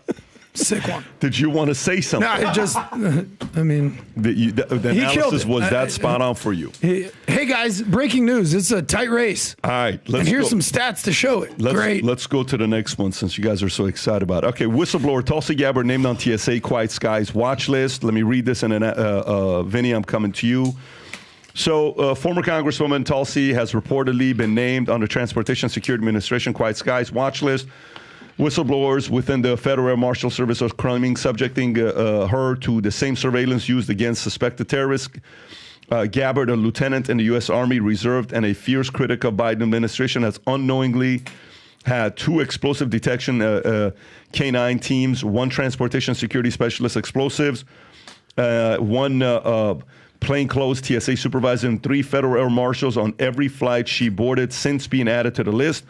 The whistleblower reports first shared with Sonia Labasco, the executive director of Air Marshal National Security Council, determined that Gabbard was added to the Quiet Skies list on July 23, 2024, one day after she criticized Biden, Kamala Harris, and overall security state during an interview with Laura Ingraham. Vinny. Okay, so, I mean, first and foremost, I want people to understand what you just said, Pat. That means once she's put on this Quiet Skies list, every time she goes on a flight, there has to be let me find where you said it, PBD. She has to have 3 federal air marshals on every flight that she goes on, okay? Even terrorists don't get this type of attention. There has to be like 7 people involved with her. And I just, do you want to show what she actually said so I can get into it, Robbie? Can you show she was on the angle? And this is, guys, pay attention. If you criticize the military industrial complex and Kamala Harris, and you say Kamala Harris is dangerous to our democracy, this is the Department of Homeland Security is going to tap you for the rest of your life. Rob, play this clip. Let them see it. I'm more interested, Laura, in what the American people are thinking. You know, I've been seeing headline after headline saying, well, what is Kamala Harris's foreign policy going to be? And then you are reminded by these examples of how inexperienced and lacking of knowledge and strength that she is. So to answer that question, what kind of commander-in-chief will she be? What kind of foreign policy will she have? We simply need to look at the facts of what we've seen under the Biden-Harris administration. They are not running our foreign policy. Our foreign policy decisions are being made by unelected people in the military-industrial complex who are profiting from us being in a constant state of war, and the national security state that has more power to undermine our freedoms and liberties when we are in a state of war. Kamala Harris does not have the strength to stand up to the military-industrial complex. Okay, you can stop it, Rob. So she's guys, I hope you guys are paying that. That's all she said. It goes on for a little bit more, Tom. Nothing more, nothing less than what she just said. The Department of Homeland Security put her on a domestic terrorist watch list. And for the people out there that don't know a little bit about Tulsi Gabbard, she's an active duty lieutenant colonel, Pat, in the United States Army. She was deployed in Iraq during the war, 2004. She was assigned to a field medical unit in a combat zone. Guys, not just hanging out and nothing's going on, in a combat zone, and received a combat medal badge for service under enemy fire. Okay, she was basically there trying to help us fight terrorists, and she comes here and she criticizes them, and she's on the terror watch list. And you want to talk about weaponized legal system, Tom? The same thing that's happening with her is exactly what they've been doing to Donald Trump. Am I right? Yeah, you're taking parts of the U.S. government and throwing at your opponent. Yeah, there's absolutely no difference. When did they add her to the list? The moment that this happened, I guess August. The day? July. No. So the whistleblower, she was added to the list July 23rd, 2024. So this just happened. Adam, yeah, and July 23rd. Yes. Was Kamala already the presumptive nominee at that point? I think so. I'm pretty sure. Right. Yeah. So I mean, can I give you my little 2 cents? Yeah, and I'm almost done. Like, but think of this, Adam. Just on a security level, and I know, Tom, we talked about it on the Unusuals, where it's not going to be there forever. But do you understand the mental screw that it does to her? Because for the rest, like, by the way, I don't know if she's suing Rob. Can you check if she's suing them for doing this? For the rest of her life, Adam, her phone, she's always going to be questioning, are they listening to me? Are they watching my family? If I'm flying, who is that person? Are they checking me? Like, do you understand what type of disrespect? And again, Alejandro Mayorkas and the Department of Homeland Security, there's enough shit. We have terrorists, actual terrorists, walking over our border. Remember, they don't know the number. We caught 150, but God knows how many are here. We had that one guy, Tom, that came over, remember, and he was like this, soon you will know who my name is. These are actual terrorists, and you take an active duty lieutenant colonel and put her on this list. Shame on all of you, every single one of you, and the people that let them put her on this list, shame on you. They should freaking resign. One whistleblower came out. Where are the rest of you? Unbelievable. So let me, who runs TSA? This guy named David Pekoski. David Pekoski became the president of TSA under Trump in 2017, okay? And was reconfirmed for a second term September of 2022. He leads a workforce of 60,000 agents, 440 airports. Under his leadership, TSA, during his tenure, TSA, Pekoski also served as the Department Homeland Security and acting secretary from January 20 to February 2022. And it's Rob, can you find out who Pekoski reports to? So who does TSA report to? Probably Pete Buttigieg, probably. Well, yeah, no, I mean, Adam, it's funny, but you're right. And also, Pat, while you're looking, the TSA has stated it there does. You go. Under the direction of the Secretary of Department of Homeland Security. So it's Mayorkas. That's exactly who it is. So then there you go. So TSA is under Mayorkas. Yeah. So Mayorkas forced David, who got the job by Trump, to put Tulsi on the list. Very interesting. Yeah, but it's not going to slow her down. No. Like, it's not going to, because I'll just say this one thing. Is there a bigger threat to Kamala's campaign than the person who literally made her suspend her campaign in 2020 when she annihilated her on stage than a female of color veteran? No, not veteran, active duty. Active duty, but part soldier, of the military, soldier, reserves, congressperson. Oh, by the way, who was a former Democrat who ran for president in 2020. She has all the check marks. Boom, boom, boom. She's like the credible, established, sensible Nikki Haley. Yeah, you're right. And Kamala Harris. And you know, like, she's a viable candidate. But you know what? That's who she is. So everyone else that is not her is like, oh, we got to silence this woman. Of course. Because she's that girl. And the biggest problem is, Pat, Army, I'm Air Force, she's Army Reserve. She's still in the Army. We swore an oath to protect this country from enemies, foreign and domestic. And what people don't understand is that domestic word, to me, is more of a threat than the foreign one. It's when the people that are here, this deep state that we always hear, that people are like, you guys are conspiracy theorists. Do you understand what it has to happen for somebody to hear that in the deep state? Alejandro Mayorkas to say, hey guys, monitor her. She's a terrorist. She's a potential domestic terrorist. And if you guys hear one thing on her phone, if you see one thing, grab her ass and we're going to make an example out of her. Yeah, but it's such bullshit because she went through the same exact thing when she was a quote unquote Russian asset when she basically criticized Hillary Clinton. Yeah. And then that's how she had to basically navigate her campaign as a quote unquote Russian asset. Unbelievable. So we've seen this before. But it's not cool. It doesn't make it good. A lot of times, the Tulsis of the world, the RFK Juniors of the world, these are former Democrats who have basically had a peek behind the curtain. They're like, oh, this is swampy in here. Yeah. Same thing that, basically Trump is doing on the right. Yeah. Speaking truth to power is necessary. 100%. And that's why someone like Tulsi is so respected along podcast and free thinker type communities, but on the mainstream media, she'll be lambasted. But and just a little fun fact: the TSA states it does not take race or religion into account when enrolling individuals in this Quiet Skies program, but they fail to mention if they do it for political affiliation. That is unbelievable. And Rob, did you find out if she's suing them? I couldn't find anything, but there is an investigation into why she was put on the watch list. By the way, this is a mic drop moment of Tulsi against Kamala, where it got Kamala to leave, endorse Biden, become the VP. Go ahead, Rob.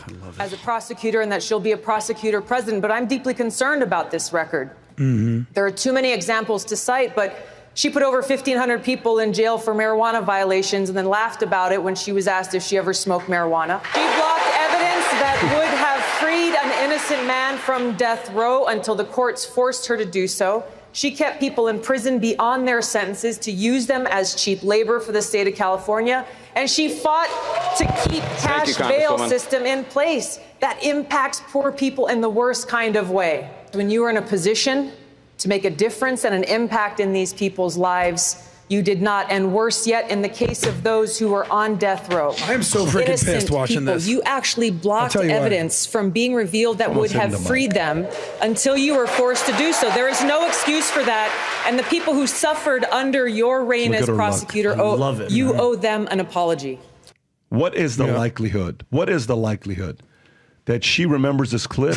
She's worried that Tulsi is going to get louder, that she was involved in calling Mayorkas to silence Tulsi. What's the likelihood of that happening? 30%? High probability, Pretty sir. high. 30, 40? Great question. And I think it's an even higher probability that the puppeteers that are over her campaign that helped orchestrate the shift away from Biden because they don't want to lose power, that they dropped the dime. Yeah. Let me tell you something. By the way, what she said was all facts. Think about this. Do you remember on this exact same debate stage what Kamala said about Joe Biden to his face? Racist white guy. He's basically like, I was that girl on that bus. Yeah, you racist. I was busted. So here she is just basically calling it like she sees it. Accurate. Because all these stories of Kamala. And now she's on this terror watch list. Unbelievable. Kamala plays the game, does the DEI checkmate game. Boom, look at her playing her role. Even though she basically did the exact same thing that Tulsi did to Kamala, that Kamala did to Biden, the exact same thing. Yep. Hey, listen, we're going to need a DEI candidate. You're going to need you to play ball. Hey, who knows? In 4 years, you could be the president. You know? Wow. Boom. Yeah, look at this. Remember this? Can we see that? Don't forget this. And I was actually it was hurtful to hear you talk about the reputations of two United States senators who built their reputations and career on the segregation of race in this country. And it was not only that, but you also worked with them to oppose busing.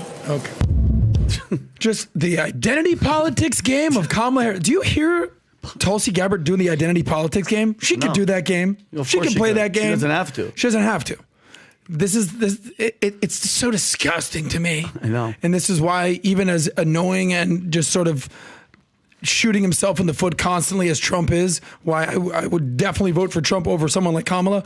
But this is the reason Kamala's favored right now. She's playing that DEI identity politics game, and it's disgusting. Leaders have been using agencies of our government since the dawn of time.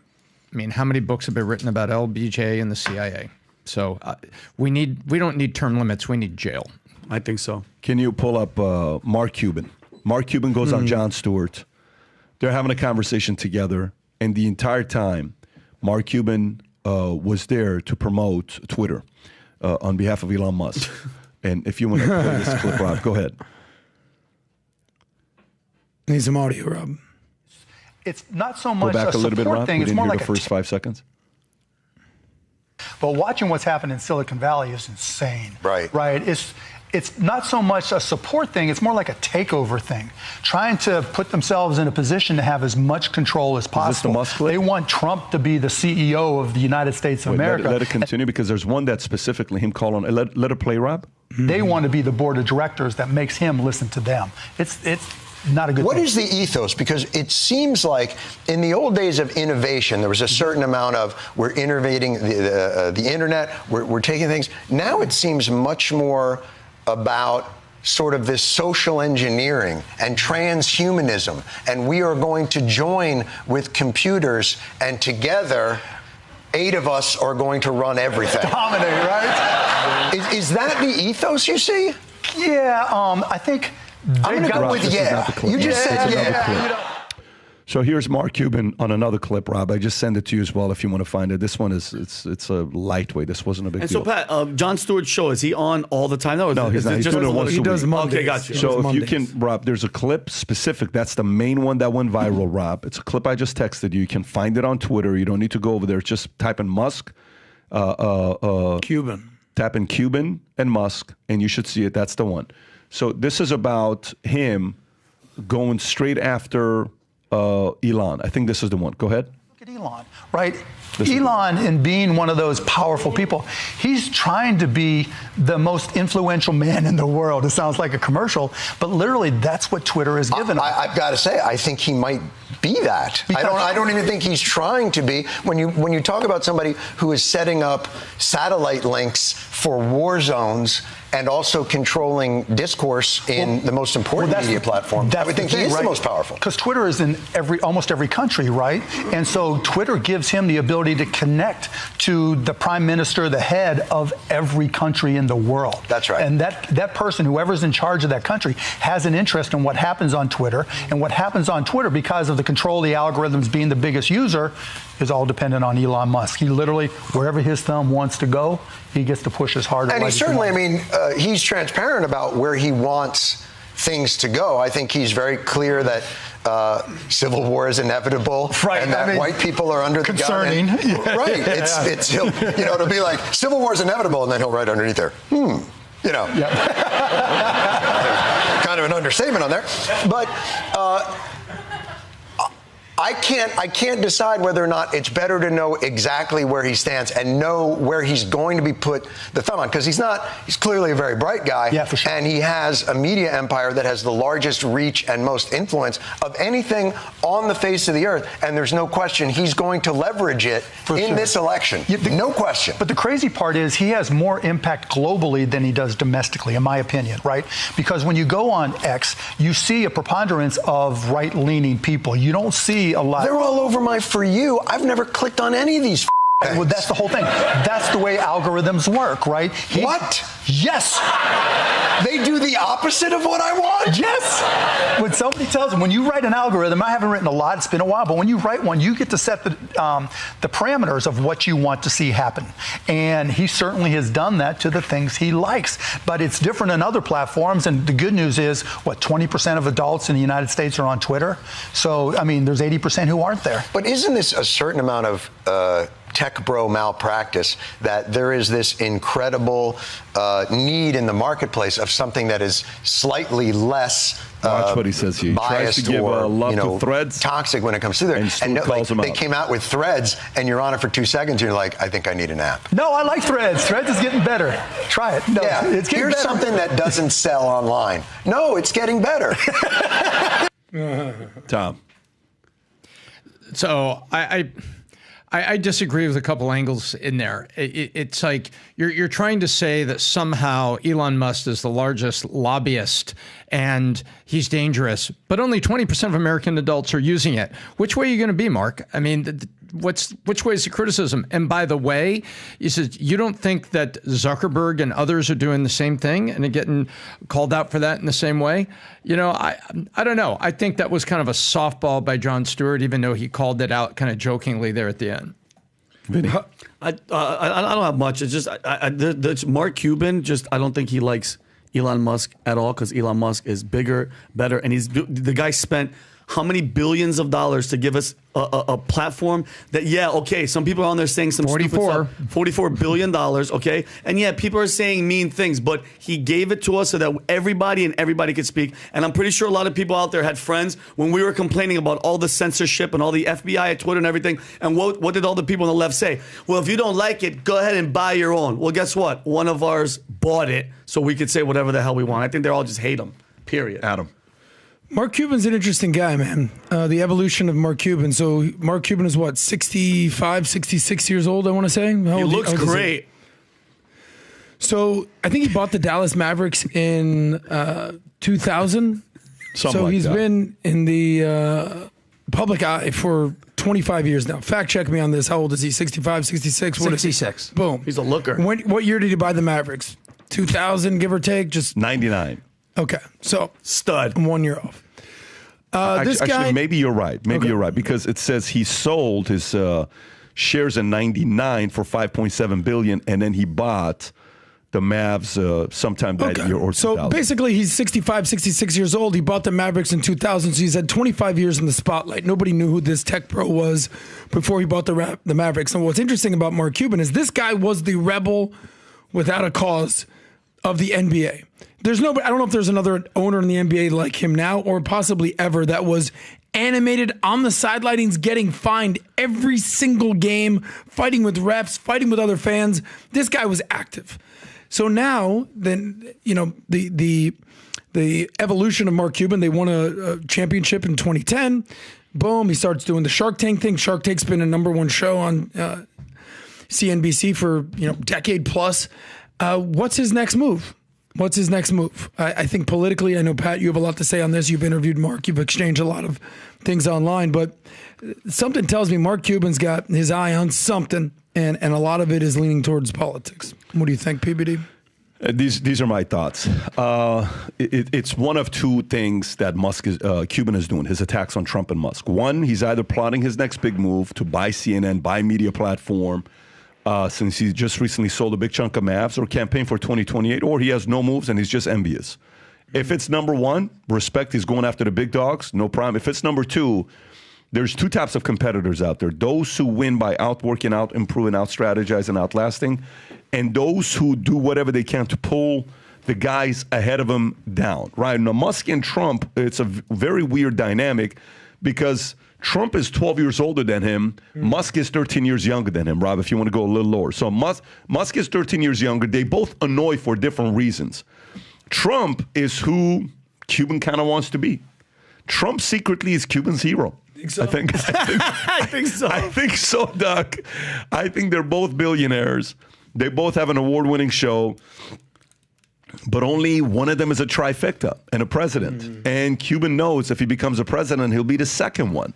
And that probably irritates the hell out of him. He just doesn't know if he wants to work that hard to become a president. If you notice, if Cuban does podcasts, it's normally on a Zoom, or people go to him. He doesn't go on podcasts. That's what Trump does. That's what others do. He doesn't see himself as somebody that's going to go there. Musk, on the other hand, is annoying for different reasons. Why do you continue going after you're the richest man in the world? What are you doing? Why do you think so big? Why is he more famous than Cuban, even though he's never had a TV show, never owned a professional sports team? Is he smarter than Cuban? Is he as an engineer in business, winning the crowd how? So Cuban made the mistake of choosing forced community win over. Academia, MSM, woke, ESG, DEI, and mandate community. Musk chose independents, libertarians, crypto podcasters, free to choose. As a fierce competitor, must drive him insane to see an older and a younger man beating him. This shouldn't bother the average person, but it does bother him because he thinks very highly of himself. You got to respect that. And that's why I'm convinced this hurts Cuban as much as it does. He has three options. Go after Musk and Trump, but choose to get into the arena to compete, buy CNN, buy platform, start a podcast like the All in Pod, but do something, run for office. 2, sit on the sidelines and focus on your next 5 to 15 moves. 3, just be an influencer and a spokesperson for mainstream media of academia, woke, the ESG community that doesn't have the values and principles of an alpha leader who attracts an alpha base, loyal base. Either way, I think he has no choice but to make a big move very soon, or else a high level of bitterness and envy is around the corner. Yeah. And we'll see which one he's going to do. I think he's so conflicted because a 65-year-old white billionaire is not the future of the current Democratic Party. Sorry. And he's already attacked Trump and Elon and everyone on the right so much that they're just not going to embrace him. He's also in Texas. So, Texas, everything's bigger in Texas. I just think he's got a lot on his plate, meaning he's got a lot on his mind, meaning I think he's got a lot of moves to make.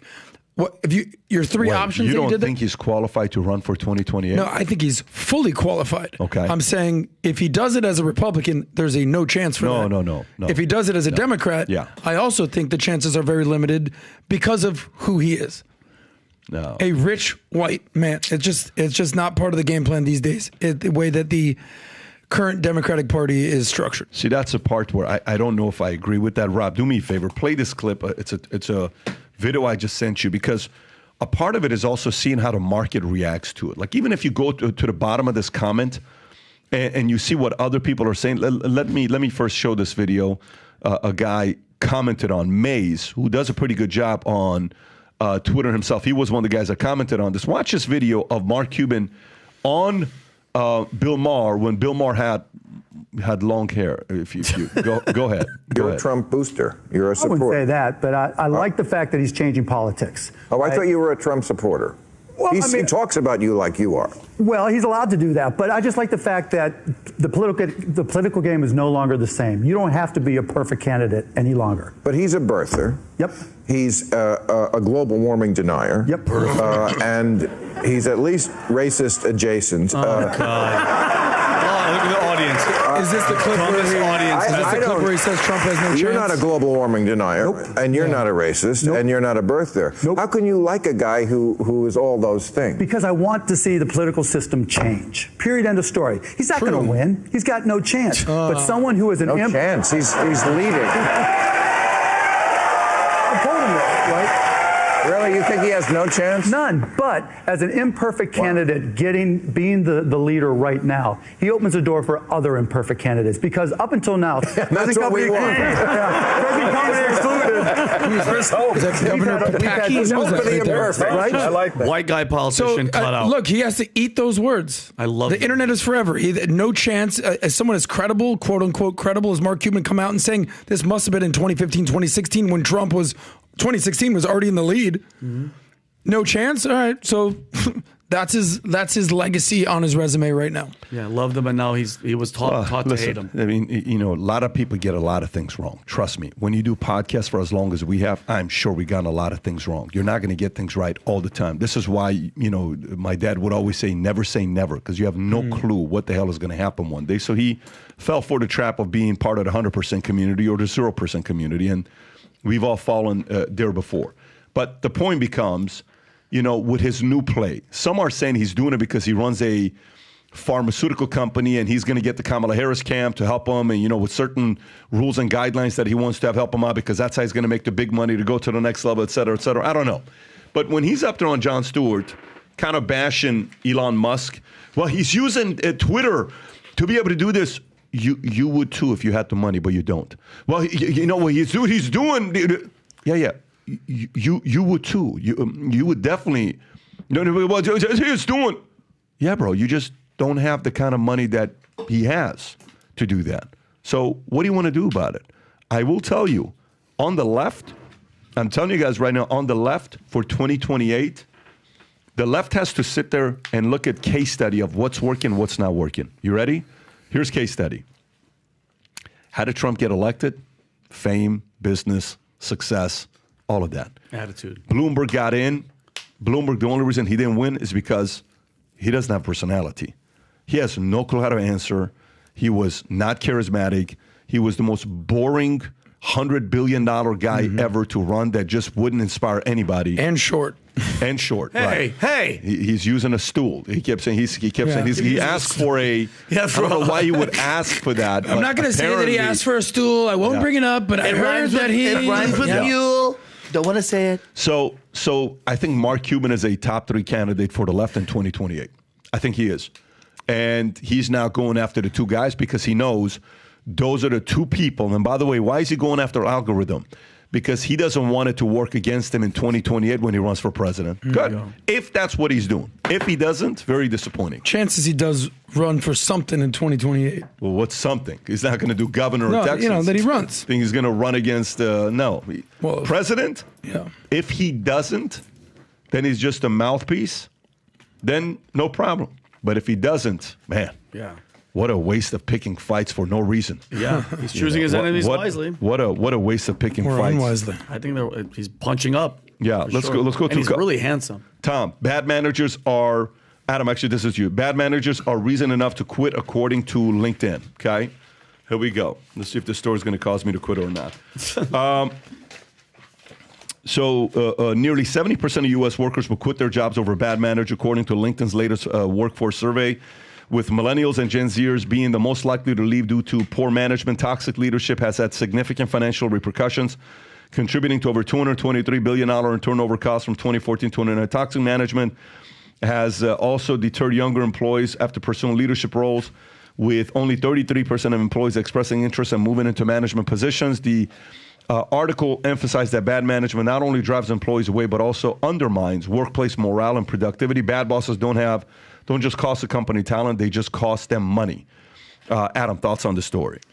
There's a lot to be said here because we've all had bad managers and there's also bad employees. And, you can survive a bad manager as a company. I don't think you can survive a bad founder or leader or man at the top. So, Pat, you've had how many employees come, go at PHP? I mean, you've signed 50,000. I've seen it here at Value Team. People come and go. It's just part of the business. And, there's something called resilience. And if you're an employee, if you're a manager, if you're an owner, you're going to deal with the good, the bad. Believe me, I know. You're going to have good days and bad days. Or do you have enough to stick it out or not? Do you believe enough in the vision of the company, in the culture of the company to stick it out? So as companies get bigger, you're going to start to see that culture is no longer going to be the highest priority. It's going to be efficiency. And where do you fit in the machine, in the cog of the machine as the employee? So most employees, I'll just say it, are just there for a paycheck, or else why the hell are they there? Where you find out who really cares is, do they even care if they're getting their paycheck? Do they even ask for a raise? That's how you care if you find out if someone actually wants to be there. You can tell somebody wants to be there if they're asking for a raise? If they're not asking for a raise. So if somebody who's asking for a raise, he wants to be there. No, what I'm saying is, if someone wants to be there, they're not worried about whether they're making X or Y. They want to be there. They'll figure it out. Yeah. This whole concept of that the managers are enough reason to quit, that's part of the reason. But there's a multitude of reasons. So I don't know if this was a hit piece. I'm still waiting for your point, bro. This is the story you wanted to talk about. I wanted to have a conversation about this. Oh, okay. But I'm trying to see your point. You chose the story. Tell me. I wanted to discuss this. But the fact is, leadership at the top is the real reason that somebody comes or leaves a company. Because Managers I think there's will a lot of value to the story because I agree with the story. Yeah. So I'm trying to, okay, Tom, what would you say about the story? I completely agree with it. People quit on people. They don't necessarily. I agree. They don't quit on companies and vision. For sure. And managers, if the managers are aligned with leadership and they are selling the vision, reminding them of the vision and the cause, and they're being properly recognized, properly mentored, they don't quit. Yeah. It's so simple. I love this vision. I love this company, and my boss is helping mentor me and getting me from here to here, and I like working here. Those people don't quit, but they sure as hell quit on bad managers. They quit on people. Yeah. So, it's funny. This last week we had our Monday. We had our what do you call it? Our quarterly meeting with the crew. Executive meeting with the crew, right? And we're at Four Seasons. We're having our meeting, and at the end of the meeting, normally throughout the entire meeting, what I'll do is I'll show you pictures of it. I'll get on there and I'll write out exactly what was talked about on things that we have to improve, and this is what it'll look like. Okay. Yeah. Just to kind of show you what it looks like this. And this is my handwriting. It starts off with improvement, okay? Things that we have to improve in. Then goes to ideas, okay? And we come up with a bunch of different ideas. And then it comes to departments, how much you can do, how much that person can do. Which company is growing the most? Which company is adding the most revenue? Which company is percentage? How's Minek doing? How's BDC doing? How's this doing? How's that doing? You know what was number 2? Check this out. You know what was number 1 area of improvement? Middle management. Okay? What's middle management? Middle management, so you got C-suite executives. You got people that report to me directly. The only people that can report to me directly are people that things can get done through them. If I can get things done through you, you can't report to me. So we have some people that I'm like, oh my God, I tried this, nope, not going to get done through me. I need somebody for you to go work with, but you can't be reporting to me directly if things are not getting done through you. You're not a good manager. There are process people, there's managers. And sometimes companies don't use enough strength finders to see who does a job better than another job. One of the best lines that gave me a lot of perspective on what somebody can do is Einstein said, if you ask a fish to climb a tree, he will feel stupid, right? Sometimes we put people in certain jobs that they feel stupid. And it is the job of the leaders to position them in a better place to do a better job. Now, sometimes some people are just bad employees.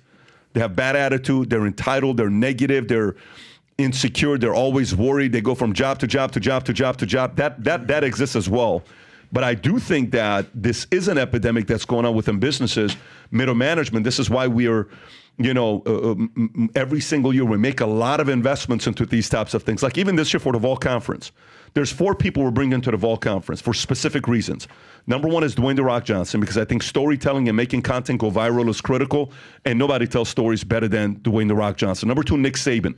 Why Nick Saban? You know how hard it is to win 7 national championships? It's easy to win. It's easier to win 7 NFL championships than 7 college championships because your players are always leaving you in 2 years. So it's a new quarterback. It's a new this. So how do you think he is with conflict resolution? How do you think he is with leadership? How do you think he is with setting the tone, challenging? Then you have Will Guidara, who ran the #1 restaurant, makes it a 3 Michelin star, and then sells it, makes a ton of money. He's going to talk about unreasonable hospitality and how do you deal with customers that are bitching, complaining, and how to keep your employees high expectation, high standard, but happy enough to serve other people well. And then Max Tegmark, who's one of the AI King Kongs, wrote a book called Life 3.0. But to me, and we're doing this at Palm Beach Convention Center. If you guys haven't gotten a ticket, you can go to vtmerch.com. We'll put up the QR code, Rob, to go to it. But I think the management side is super critical. I think most companies don't make enough investments in their middle management to get better. They just assume their middle managers are going to get better. They're worried about spending money to send the guy to this thing or to that thing that, hey, it's going to cost us a lot of money. And I'll never forget one of the best quotes by this CEO and the CFO. The CFO comes up to the CEO and he says, hey, man, why are we investing so much money in education of sending these managers out to these events? Why spend all this money? Because why would we want them to get better? And what if they get better and they leave us to another company? And it's the best line what the CEO says. He says, imagine we don't and they stay. Oh, wow. Imagine we don't and they stay. The cost of that. So I think sometimes the entrepreneur, the founders, they got to invest a little bit more money into their middle managers. Tom, I want to come to this next story that you were talking about. And if you want to combine the 2 stories together, you can. Suddenly, hourly workers aren't so hard to find. This is according to WSJ Wall Street Journal. Apparently now we're starting to find hourly workers. So let me read this and then I'm coming to you. The hourly labor market, once booming, is now showing signs of strain similar to the white-collar economy. While jobs remain available, the hiring frenzy is over, with employers like ABM Industries even posting signs saying we are currently not hiring. Can you imagine that? Some companies like daycare giant Bright Horizons and defense contractor General Dynamics report easier hiring, while others like Spirit Airlines and John Deere have cut significant portions of their hourly workforce, reflecting a broader focus on cost-cutting over expansion. A silent layoff is occurring as companies reduce their workforce through attrition. Workers are feeling the pinch, with job seekers like Matt Newell struggling to find roles despite extensive experience. The market is feeling balanced, but opportunities are fewer and competition is fierce, leading to frustrations for many seeking employment. Tom. Well, here's what's happening. Companies are keeping quality. If you're a quality person, the companies are keeping you. And if you're not a quality person, you're now part of too much supply of part-time workers, and people are having a hard time finding jobs. We're also finding people, the U.S. has got a productivity boost that's been happening. So the people that are in jobs are working hard, and companies are getting productivity out of them. And so right now, and you want to do a seasonal pop or something, hourly workers aren't hard to find because there's a lot of people out there. The unemployment rate is 4.3%, heading toward 5% over the course of the next 6 months, I believe, because companies are trimming. And you're seeing it in the stock market, PBD. Companies are profitable. And so how do you become more profitable? You reduce expenses if your sales are flat in a recession, or while sales are growing, you scale by being even more efficient. And so companies are keeping shaping quality, and it's putting, the lower quality people are out there, and the unemployment rate's going up because the people that are high quality are working are more productive. And so now it's harder for people that want to job hop just to find a job. And the days of holding somebody for hostage and saying, I don't want 15 an hour, I want 20 an hour, and I need to bring my dog to work, but we work from home. Those days are sliding off. This is a run to quality. Adam. Yeah, I'm trying to find. I haven't worked hourly in years, so I'm just trying to understand really how this shapes the marketplace. Like, I don't, as a business owner, what should business owners be aware of? What's going on in the marketplace? This is sort of not my wheelhouse right now, but summer's kind of coming to an end. Summer jobs are coming to an end. We're about to hit Q4 in a little bit. We saw what happened in the marketplace in the market last week, where unemployment, the PAM sign that basically if once the unemployment rate hits anywhere close to 4.8%, it sort of triggers the stock market to go crazy. We saw what happened, but the reality is it's closer to 4.3. How are you processing this story as a business owner about the whole hourly workers aren't hard to find? For me, I'm not involved in this drama of hourly workers or not. I'm involved in finding good people. We were at Goldman Sachs and they said every year they told us the number of people submitting resumes to work for the company. And it was astronomical. And I came back and I talked to RJ. I said, give me a low week, give me a high week on the number of resumes we get. You know what the number is on a weekly basis? We get 1,500 to 3,000 resumes sent to us on a weekly basis. Get out of here. Not at all. By the way, I'm blown away by that number. Wow. 1,500 to 3,000 employees, 3,000 resumes on a weekly basis. We're getting a small little company that just 3 years ago, we had 8 employees. Then we had, a year ago, 45, 50 employees. Yeah. We're at 115 employees right now full-time. You know what's funny? Most people that come here don't even know what the hell we're doing. Yes or no? You're right. I just go, wait, what the hell is that? No. Most people come in and say, well, you're the podcast guy, right? And then they go, wait, you guys run a consulting firm? And you guys do this? And you guys own this, and you guys own that, and you guys product development, machine learning, engineers. Like right now, we're building an aggregator, news aggregator that's going to be unfreaking believable. We have 15 machine learning engineers right now that are developing news. Like right now, watch a lot of people watch this podcast, right? You know what they ask for? Can I get the notes? How do you guys come up with the notes? What if I want to know stories? How do you guys get all this stuff? Guess what? We finally said, we want to give you access on exactly what we have. So we hired 15 machine learning guys that is going to go on a news site, do the research for you. It's non-emotional. It's straight up. You just go in there and say, I just want this. I want the facts. What are the lopsided stories? What's going on over here? Can I go back to the timeline? Why is there a spike on this story?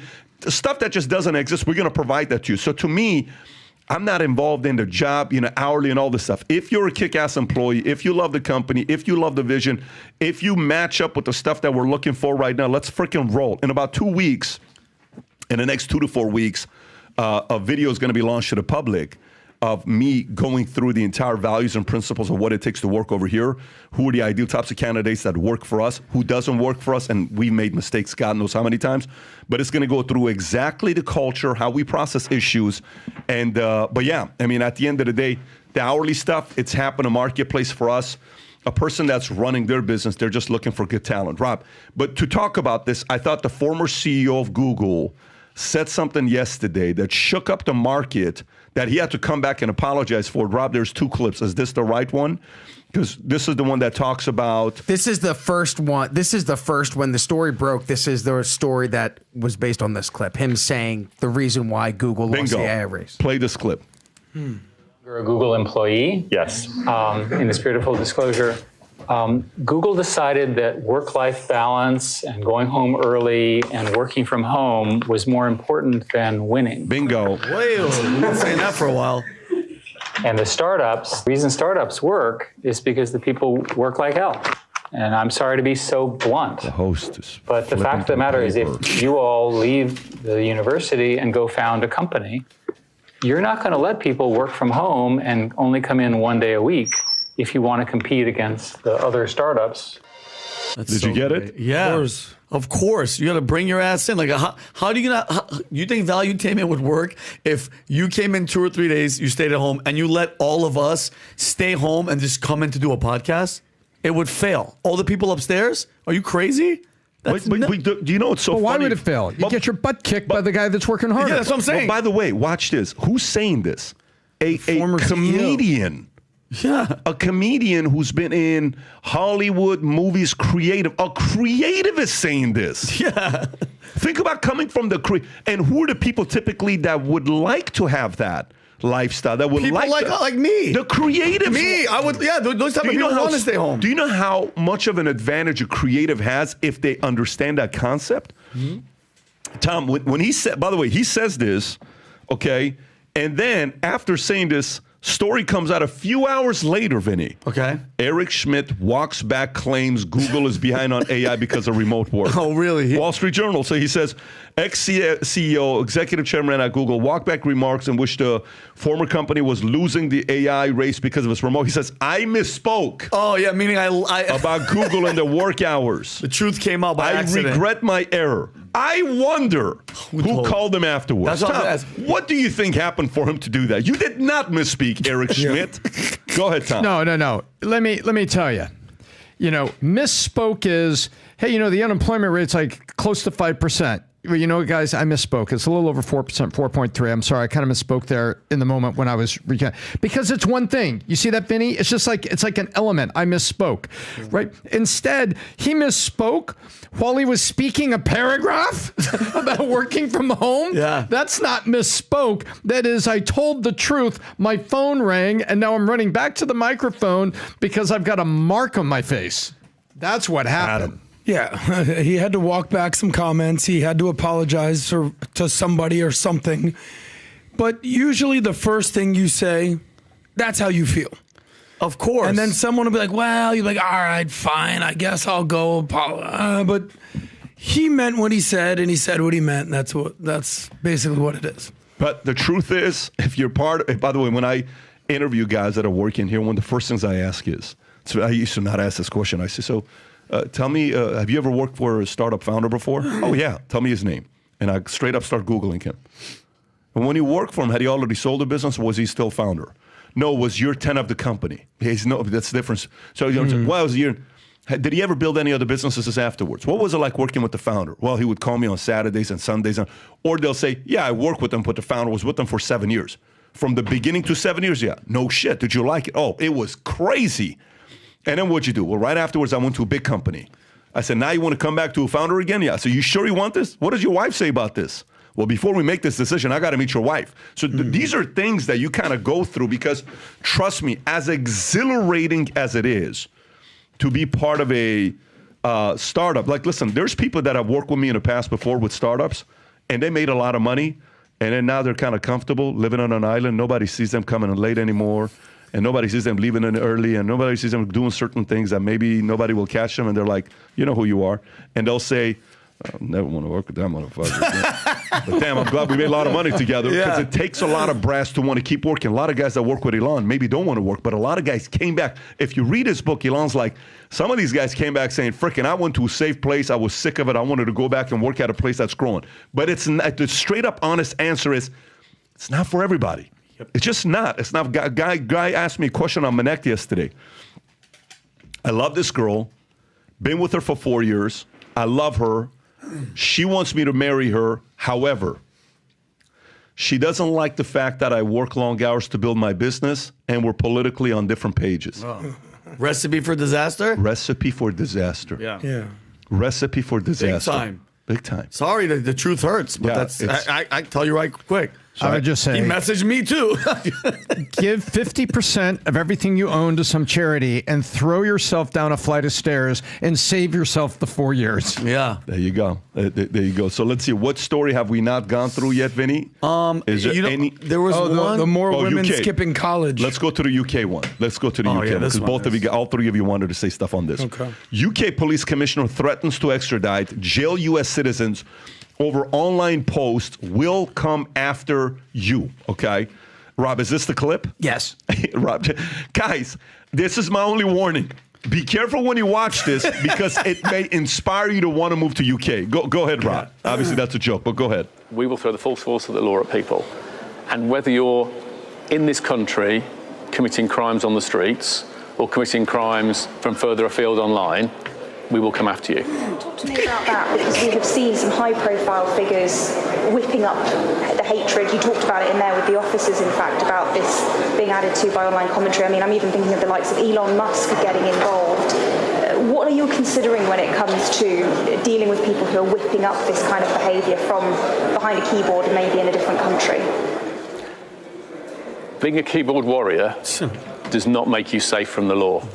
You can be guilty of offences of incitement, of stirring up racial hatred. There are numerous terrorist offences regarding the sort of publishing of material. All of those offences are in play if people are provoking hatred and violence on the streets, and we'll come after those individuals just as we will physically confront on the streets the thugs and the obs who are causing the problems for communities. Come get me, Nigel.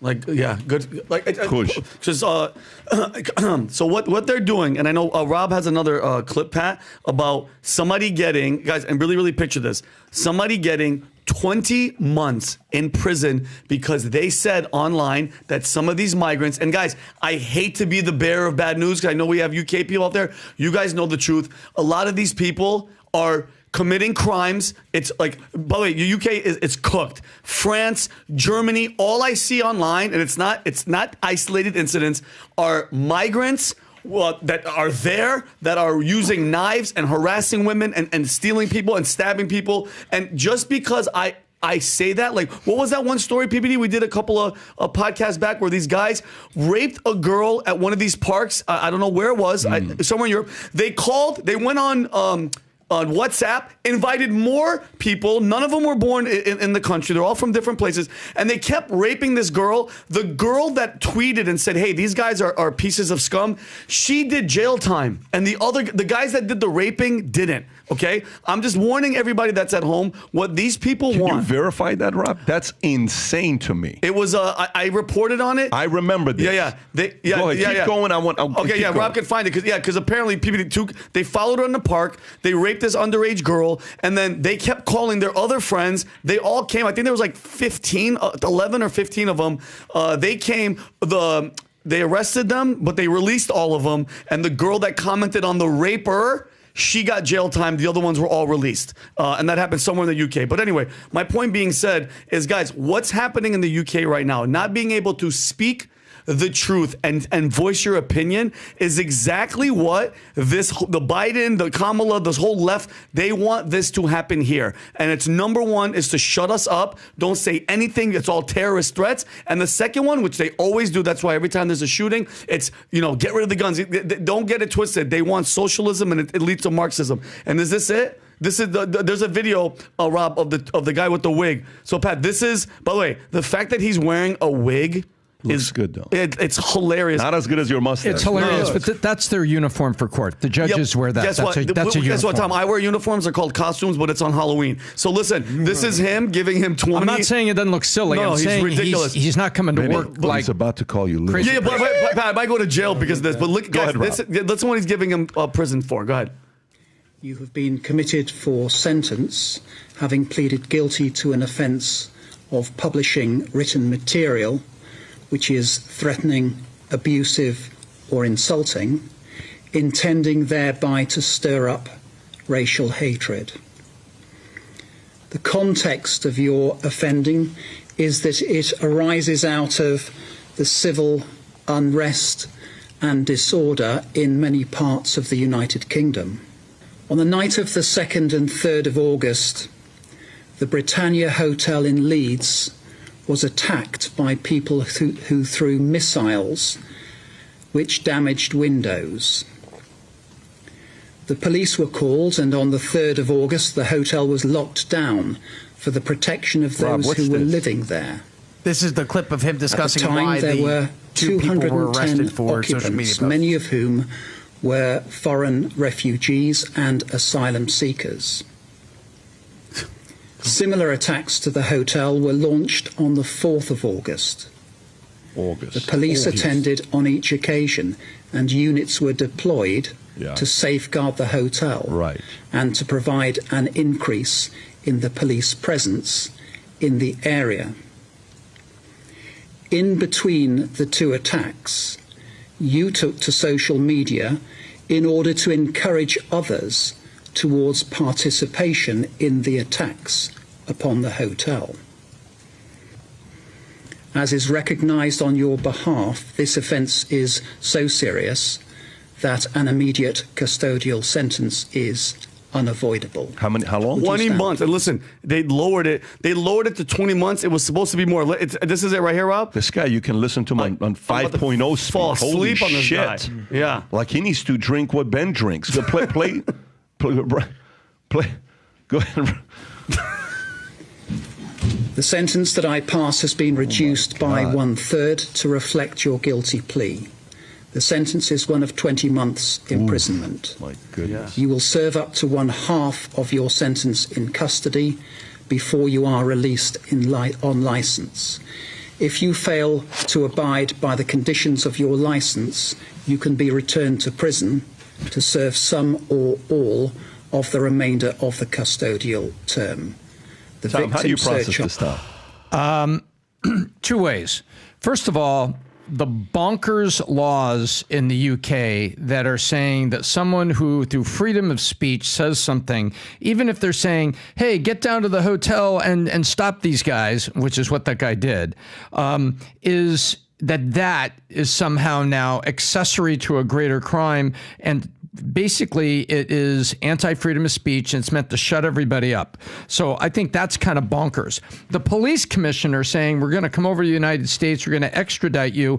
No, that's not going to work. The last time the British came over here to come after citizens, George Washington got an army and kicked their ass. Yeah, good luck. So good luck with that. Yeah.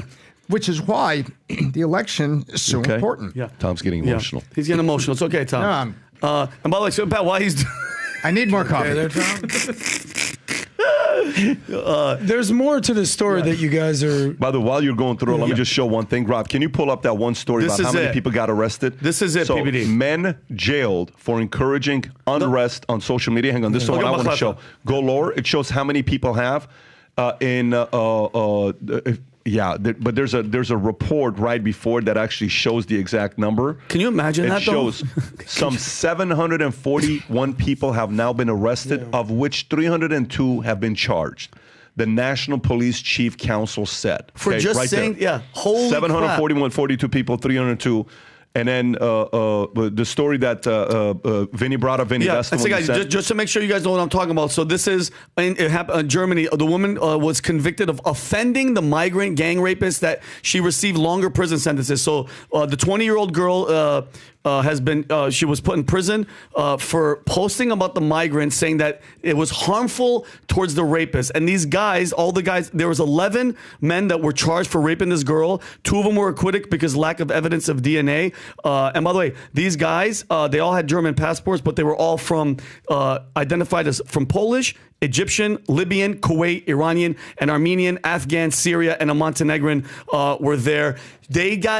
She got more time for going online, and she messaged him on WhatsApp and said, you're a disgusting human being for raping this girl. She got more prison time than the guys that are actually doing the raping. Can you, so who's being protected? So Pat, going to that story, if you go online and you say these migrants are raping people, the government is going to come after you to put you in jail for talking shit about them. So what does that mean? They're protecting these people because they want that migration. They want to change the whole freaking culture. They want to tear down the system. Am I right, Tom? You're right. It's a globalist agenda, and you're protecting the interlopers that they want there to assimilate into the society, to dilute the society, to take down the walls, so that the globalist agenda can be there. This is all part of the globalist agenda. Yeah, and don't let it come here, guys, because that's what they're trying to do. And I say this all the time, Adam, and I'm sorry, I'll let you go. If you don't think that this government, the government that's happening right now, would gladly, if we were like, hey, you know what? Number one, we all want to give you our guns. You don't think that they would take it? Number two, if we said, hey guys, you know what? This whole X and somebody said something mean, we want you guys to monitor it. Please do what they're doing in the UK. Don't think for 2 seconds that they wouldn't do it. This government would love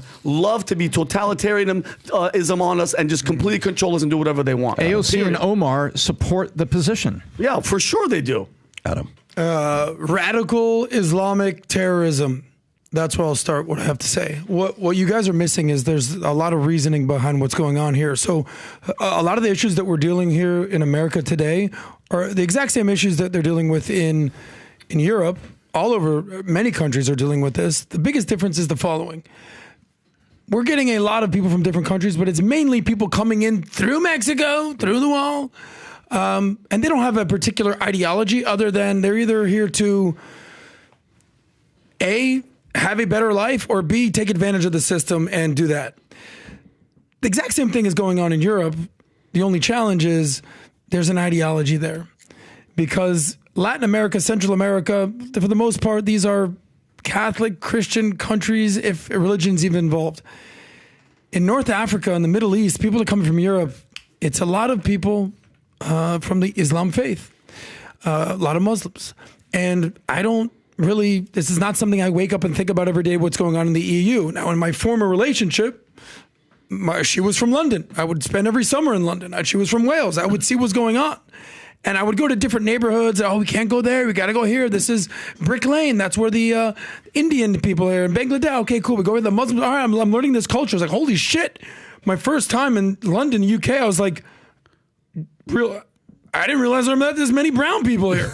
Straight up. And it's always been uncomfortable. It's an uncomfortable situation. You know what it is, Pat. And this is coming from two brown people, so we're brown. Exactly. So what's happened in the last 6 months? Adam's always been a little bit uncomfortable with brown people. Yeah. Hey, listen, I'm down for whatever. What's happened in the last 6 months? The Tory party, which is the longest standing, greatest political affiliation party of all time, Winston Churchill, Margaret Thatcher, just suffered a horrible loss. Like got their ass kicked by the Labour Party, this guy Keir Starmer. So the biggest reason he got his ass kicked is because they promised to curb immigration, and immigration doubled. So you familiar with this guy Tommy Smith? Yeah, I love that guy. You heard about this guy? Tommy Smith. I'm sorry, Tommy Robinson? Tommy Robinson. I'm thinking about. You familiar with Tommy Robinson? Smith was a backup running back. Yes. Tommy Robinson. Yes, Tommy Robinson. He's been very critical. Now, Andrew Tate is probably going to have to. Did you see what Andrew Tate said on your boy's show? Which one's my boy? Piers Morgan. Yeah. Weird stuff going right now. Basically, the UK has fallen. It's cooked. And you remember the song from REM, Losing My Religion? Yeah. That's what's going on here. They're losing their country. Is that they are losing their faith, they are losing their identity, they are losing their religion. So there's a lot of Christian countries out there, Judeo-Christian values, that are looking around and being like, so now we're doing the Sharia law thing? This is what's going on in London? Yeah. This is what's going on in Paris. This is what's going on in Amsterdam. Germany, everywhere. This is what's going on. Yep. Now, respect. What I love about the United States is you can be Jewish, Christian, Catholic. It doesn't matter. The difference is in a lot of these countries, what happens is the first generation comes in, you assimilate. So your parents, they came here for the first time. The next generation, the kids, they assimilate. That's why Pat says, I'm born in Iran, made in America. So you assimilate, you embrace, you unify. That's not what they're doing when they go to the UK, especially the more radicalized people. They basically want to tear the system down, burn it down, and make it their own. It's no secret. And this, I'm not talking about the moderates. I'm not talking about people who are just there to blend in and be part of embrace society. I'm talking about the radicals. And the radical Islamic terrorist, this part of this jihad Sharia law thing, is exactly what's going on in London and the UK. So what's happening is twofold. It's the immigration, and then it's part of immigration is they're taking the working class jobs. So there's economic situation in here. And you basically have white guys from London, from the UK. I mean, Tom, you know what white guys are. This is kind of their hood. That are like, oh, mate, what the hell's going on around here? Like, I remember growing up here. Yeah. And it's not so much the migrants. That's a part of it. It's the economic ramifications that they're dealing with the migrants. But then there's all the ideology. And then you throw on little situations like that will create a basic powder keg. There was little girls dancing in a Taylor Swift class that got stabbed up by a guy that by a guy who had radical ideology. Yep. And then all of a sudden there's stabbings that are going on. And then here. there was a terrorist. Taylor Swift had to cancel 3 concerts back to back to back because ISIS. They're back, everybody. Exactly. Apparently not under Trump, but under Biden. They're back, and they were threatening to blow up dead bombs and all that type of stuff. And sorry, Tommy, for saying, Tommy Robinson, he said the following: we're losing our country, we're losing our culture, our identity is under attack by Islamic Jihad militants. The police and government are absolute cowards. The police run away and hide when the Muslims come out and protest. People are getting stabbed. Girls are getting killed. It's not about race. It's not about skin. It's not about color. I don't care if you're Sikh. I don't care if you're Hindu. I don't care if you're Jewish. I don't care if you're Christian. I don't care if you're Muslim.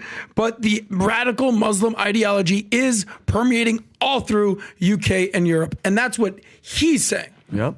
And I mean, it's, if you can't see it and admit it, and you know what the messed up thing is? If you can't see it and admit it, and then go on a social media platform and go, hey, guys, it's not good, and then you get 20 months in prison. Guys, when I say they're cooked, it's overcooked. And then he said, here, my last point, he goes, why isn't Egypt taking people in?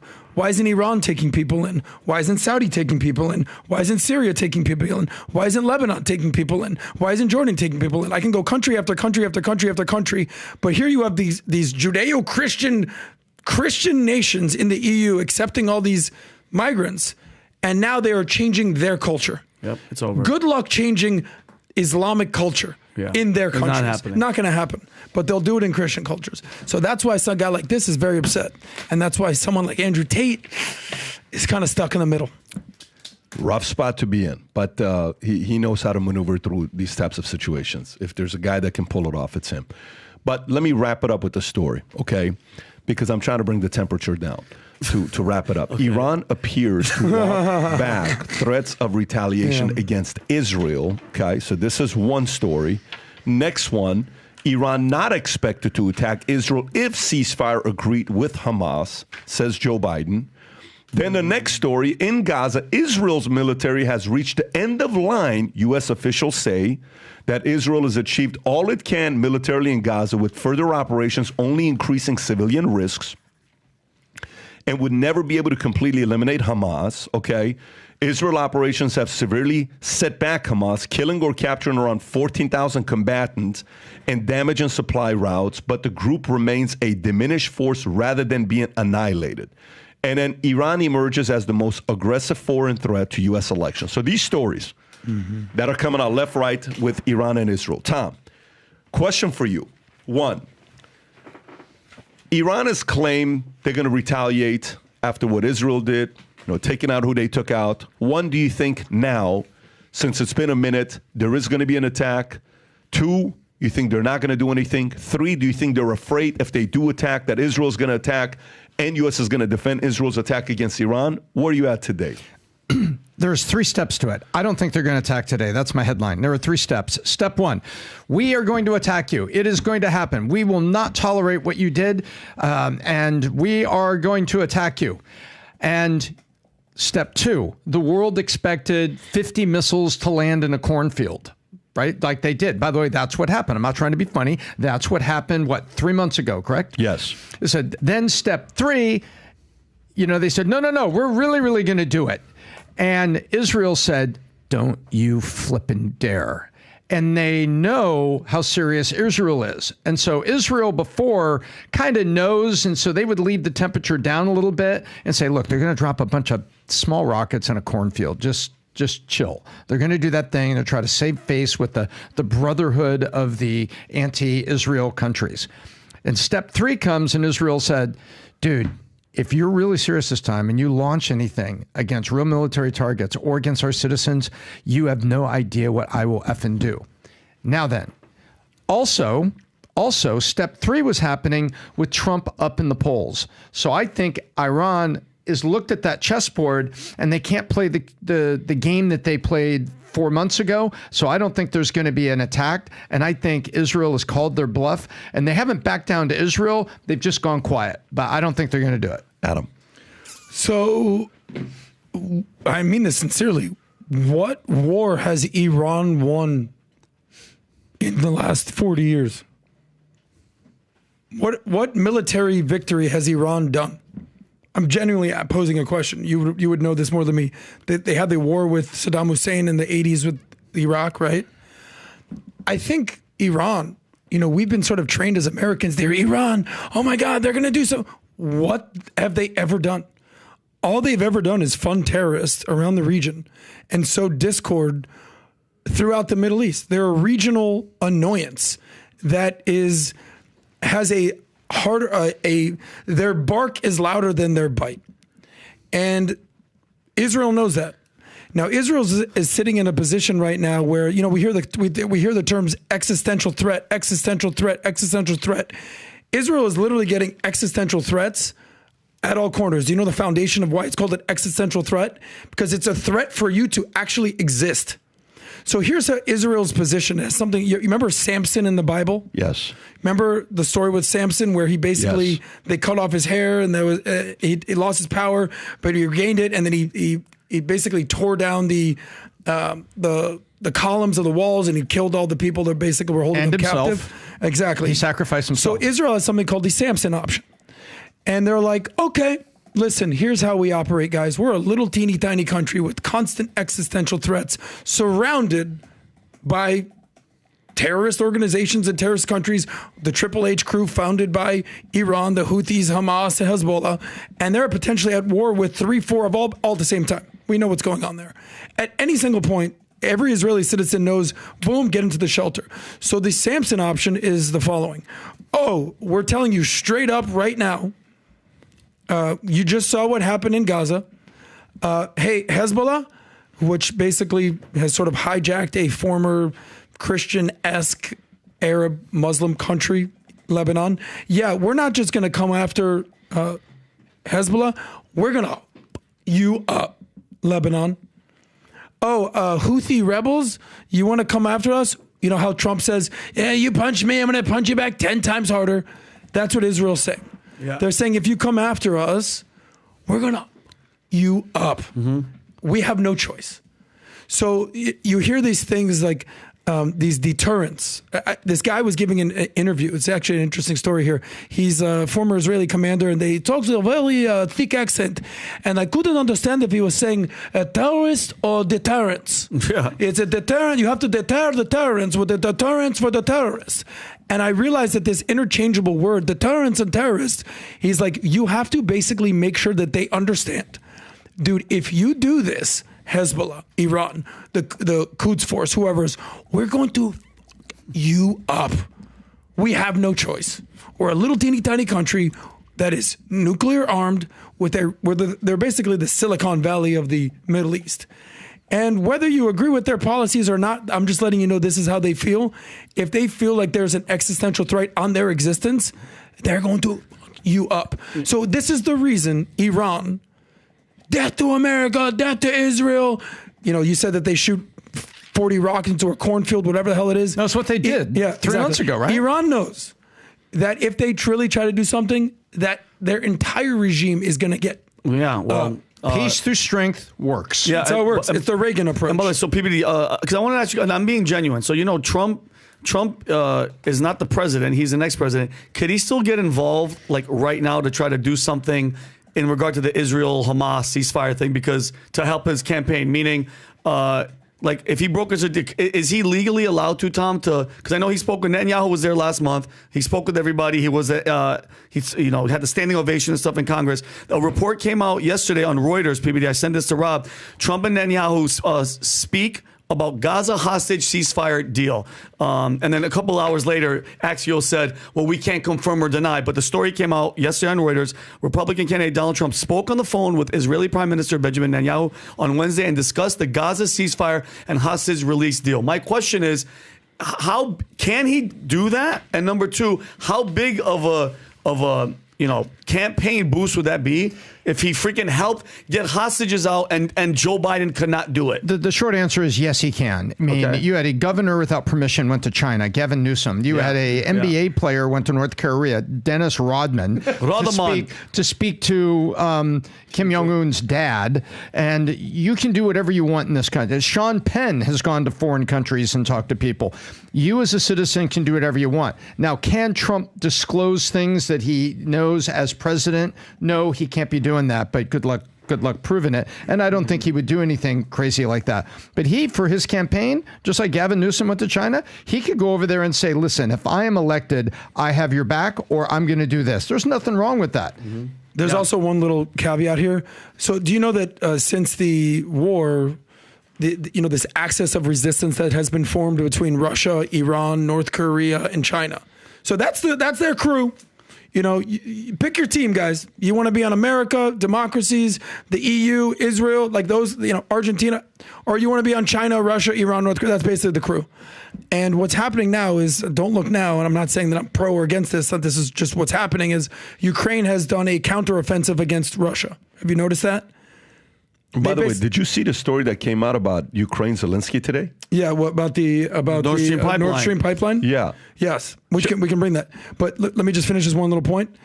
Russia and Iran are very strange allies in terms of weapons, because Russia produces a certain types of weapons and Iran produces a certain types of weapons. So they have some alliance there. Have you familiar with this at all?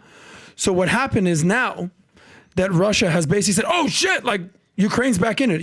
Like we pass a lot of funding to Ukraine. Don't forget, these guys can't trade with the rest of the world. They're trading with each other. So now they're looking at each other, and Russia goes, yeah, hey, Iran, we're going to need some of those weapons. And Iran's like, yeah, no, like we were going to maybe use them against these guys. They're like, nah, we need them now. So there's this weird thing going on here. So like the whole peace through strength thing, there's a lot of dominoes right here. Whether you agree with the Ukraine war or not, that's irrelevant. It's the fact that they're putting pressure on Russia. Now, Russia can't sell more arms to Iran, and that whole situation. Well, listen, this may be the craziest story that came up this morning. Ukrainian team blew up Nord Stream pipeline, claims report. Spokesperson for Zelensky denies. Wall Street Journal's claims. This is not Daily Mail they're talking about. Wall Street Journal reports this, and they said, no, you guys are wrong, and again accuses Russia of carrying out the, what was it, Rob? Go to the top, carrying out the Nord Stream pipeline sabotage. Yeah. Now, let's actually read this entire article, Rob. Is this the WSJ one, or do you have the whole thing for me to read? And Rob, let me see if I can get the WSJ. I want to read the entire article that talks about this, because at the beginning, when this happened, we all know who they blamed. Everybody and their mothers looked at who? Vladimir Putin. You know what? Because they said they said that some analysts and commentators, it was everybody, but it said that basically PBD that him blowing it up would put pressure on Europe by damaging the pipeline. Russia could escalate the energy crisis in Europe. That was the main thing, especially in the winter months that were coming. Rob, while you're pulling up the Wall Street Journal article, you can show that headline. It's interesting. It goes, a drunken evening, a rented yacht, the real story of the Nord Stream pipeline sabotage. And it says private businessmen funded the shoestring operation, which was overseen by a top general. President Zelensky approved the plan, then tried unsuccessfully to cut it off. You know what that means? He gave them the green light, and then it was like, come back. And they're like, no, we're already doing it. Yeah. Go figure that one out. Tom, thoughts? I think when you look at all this, what usually happens in war, under the fog of war, is when something weird like this comes up, there's usually more truth to it than you really wish there was. Was it more logical that the Russians did it? If American media were being pushed by our own intelligence people to carry the story that the Russians did it, would that help the Ukrainian funding through Congress against Russia? Of course, oh, Tom. boy, that would. Oh, and those bastards blew up a pipeline that's bringing gas to people for homes in winter. So they go there. And then you come back to something like this and you say, I always look at this stuff, and the weird stuff, usually history comes out and it ends up being correct. So the weird stuff on battles like this. Do you know when we first reacted to this, the biggest thing was, why would Russia do this? Because if I'm not mistaken, Rob, can you type in who owns the Nord Stream pipeline? I think they own like 55% of it. Germany was another one. They export their Russia. No, I know that, but break down the equity. It's break down who owns this. Break down who owns percentage, exact percentage. You see where it says, does Russia own it? Go to the first one. People ask. Go to the bottom right there. Click to see it says percentage. There it is. 50+% is owned by Russia. Why would they do anything to it? It's exactly. Right. And by the way, everyone's like, yes, they didn't the former Prime Minister of UK send a text? He says she said it's done, and then she resigned. Yeah, I remember that. You remember all this? Yeah, of course. Then they thought it was Biden. By the way, let me ask you this. Two questions. One, if you're Putin, how do you process this? And what are your next move to the media? And number two, If you're Trump, how do you use this intel that just came out? Yeah, that doing the Russia whole, they're blaming Russia for everything. If you're collusion, Putin, everything. what do you do? If you're Trump, what do you do right now? If you're Putin, how do you handle this today? I cannot believe the Western media. We've been saying this for 9 months. Once again, we didn't do it. We weren't part of the collusion in your election. We weren't part of this. This is being done by manipulative operatives that you're trying to keep the war going in Ukraine. Yeah, he had another failed attempt of making him the boogeyman and making him like the devil. Like, dude, that Zelensky. This had. I think we even said that it couldn't have been him. Why would he do that? Like, it's a critical infrastructure for Russia. Ukraine pulled it up. Remember the simple, as we know with LBJ-CIA, we come down 50 years later now, and 60 years later, and the simplest explanation suddenly is. It was, yeah, exactly. And now the simple thing is, hey, drunk on a yacht, what if we blow the pipeline, blame Russia, and that'll get more sympathy for us so we can get these billions of dollars. And we can, by the way, legitimately fight back for our borders, but also keep the money train coming. Let me read coming. this entire article. Report by U.S. on Wall Street Journal. No, Rob. A report by U.S. on Wall Street Journal claims that Kiev concocted the plan to blow up the pipeline, bring in Russian gas to Germany in May of 2022, citing 4 anonymous Ukrainian military sources. A small Ukrainian crew disguised as a pleasure boat, that's the one you read. The operation was concocted during a drunken night in May 2022. Bingo, here it is. And Ukrainian military officers celebrated halting Russia's full-scale invasion of the country and were looking to deal another blow to Moscow, the newspaper reported, citing 4 anonymous sources. Nord Stream is a network of pipelines running under the Baltic Sea from Russia to Germany to provide Western Europe with natural gas, meaning it provided billions to the Kremlin coffers.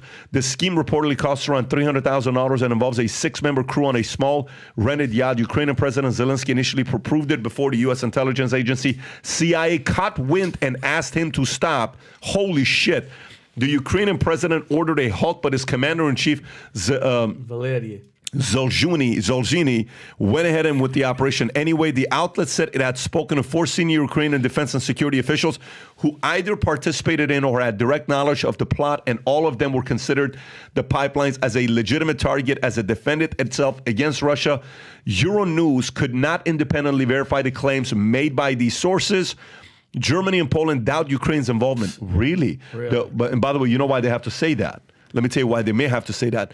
You'll see why they have to say that. WHA also said that portions of the sources account that has been corroborated by a German investigation into the matter, yet German intelligence officers have said they doubt that Ukraine was really behind the sabotage and that it's possible it was a false flag operation by Russia. Yeah, right. This is supported by Polish authorities who sent the names of Russian suspects to Germany's intelligence service. The WHA article comes after Germany media reported that prosecutors had issued the first arrest warrant in their investigation into the Nord Stream attack. The report identified the man, Volodymyr Z, without citing sources that suggested he had recently returned to Ukraine. Polish authorities have since revealed that they attempted to arrest him at his address in a near town Warsaw in July, but that he had allegedly gone back to his native country. He wasn't stopped at the Polish-Ukrainian border because German authorities failed to enter his name in a wanted database. The Polish prosecutor office had on Wednesday, German reports also 2 other suspects, married couple Svetlana, and even Uspenska, who run a diving school in Ukraine. They have both denied being involved in the attack, as their maximum dive depth is 30 meters compared to the approximately 80 meters at which the explosion happened.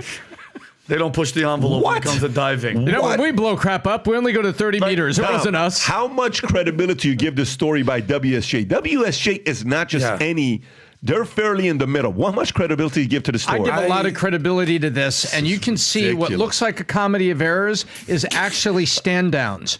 It's like, he's at the border. Should I enter his name into... No. Don't put his name in. Just wave him through. Oh, yeah, are you ready for this? Yeah, listen, we own diving company, but we only go 30 meters. 80 is way too much for us. Are you kidding me? Give me a break. And CIA satellite photo. Are those 2 girls on the yacht wearing full black dive suits and gun belts? Yeah, but it seems like a pleasure cruise to me. Yeah, exactly. I think the learning lesson for me is, whenever something massive, ridiculous happens, we jump to massive conclusions. Whether it's the Nord Stream situation, whether it's Biden resigning, whether it's Trump getting shot. But sometimes when you give something time and you find out the stories, it turns out this Nord Stream 2 thing was a bunch of drunk Ukrainian guys being like, I can't believe we did it. We stopped Vladimir. You know what we should do?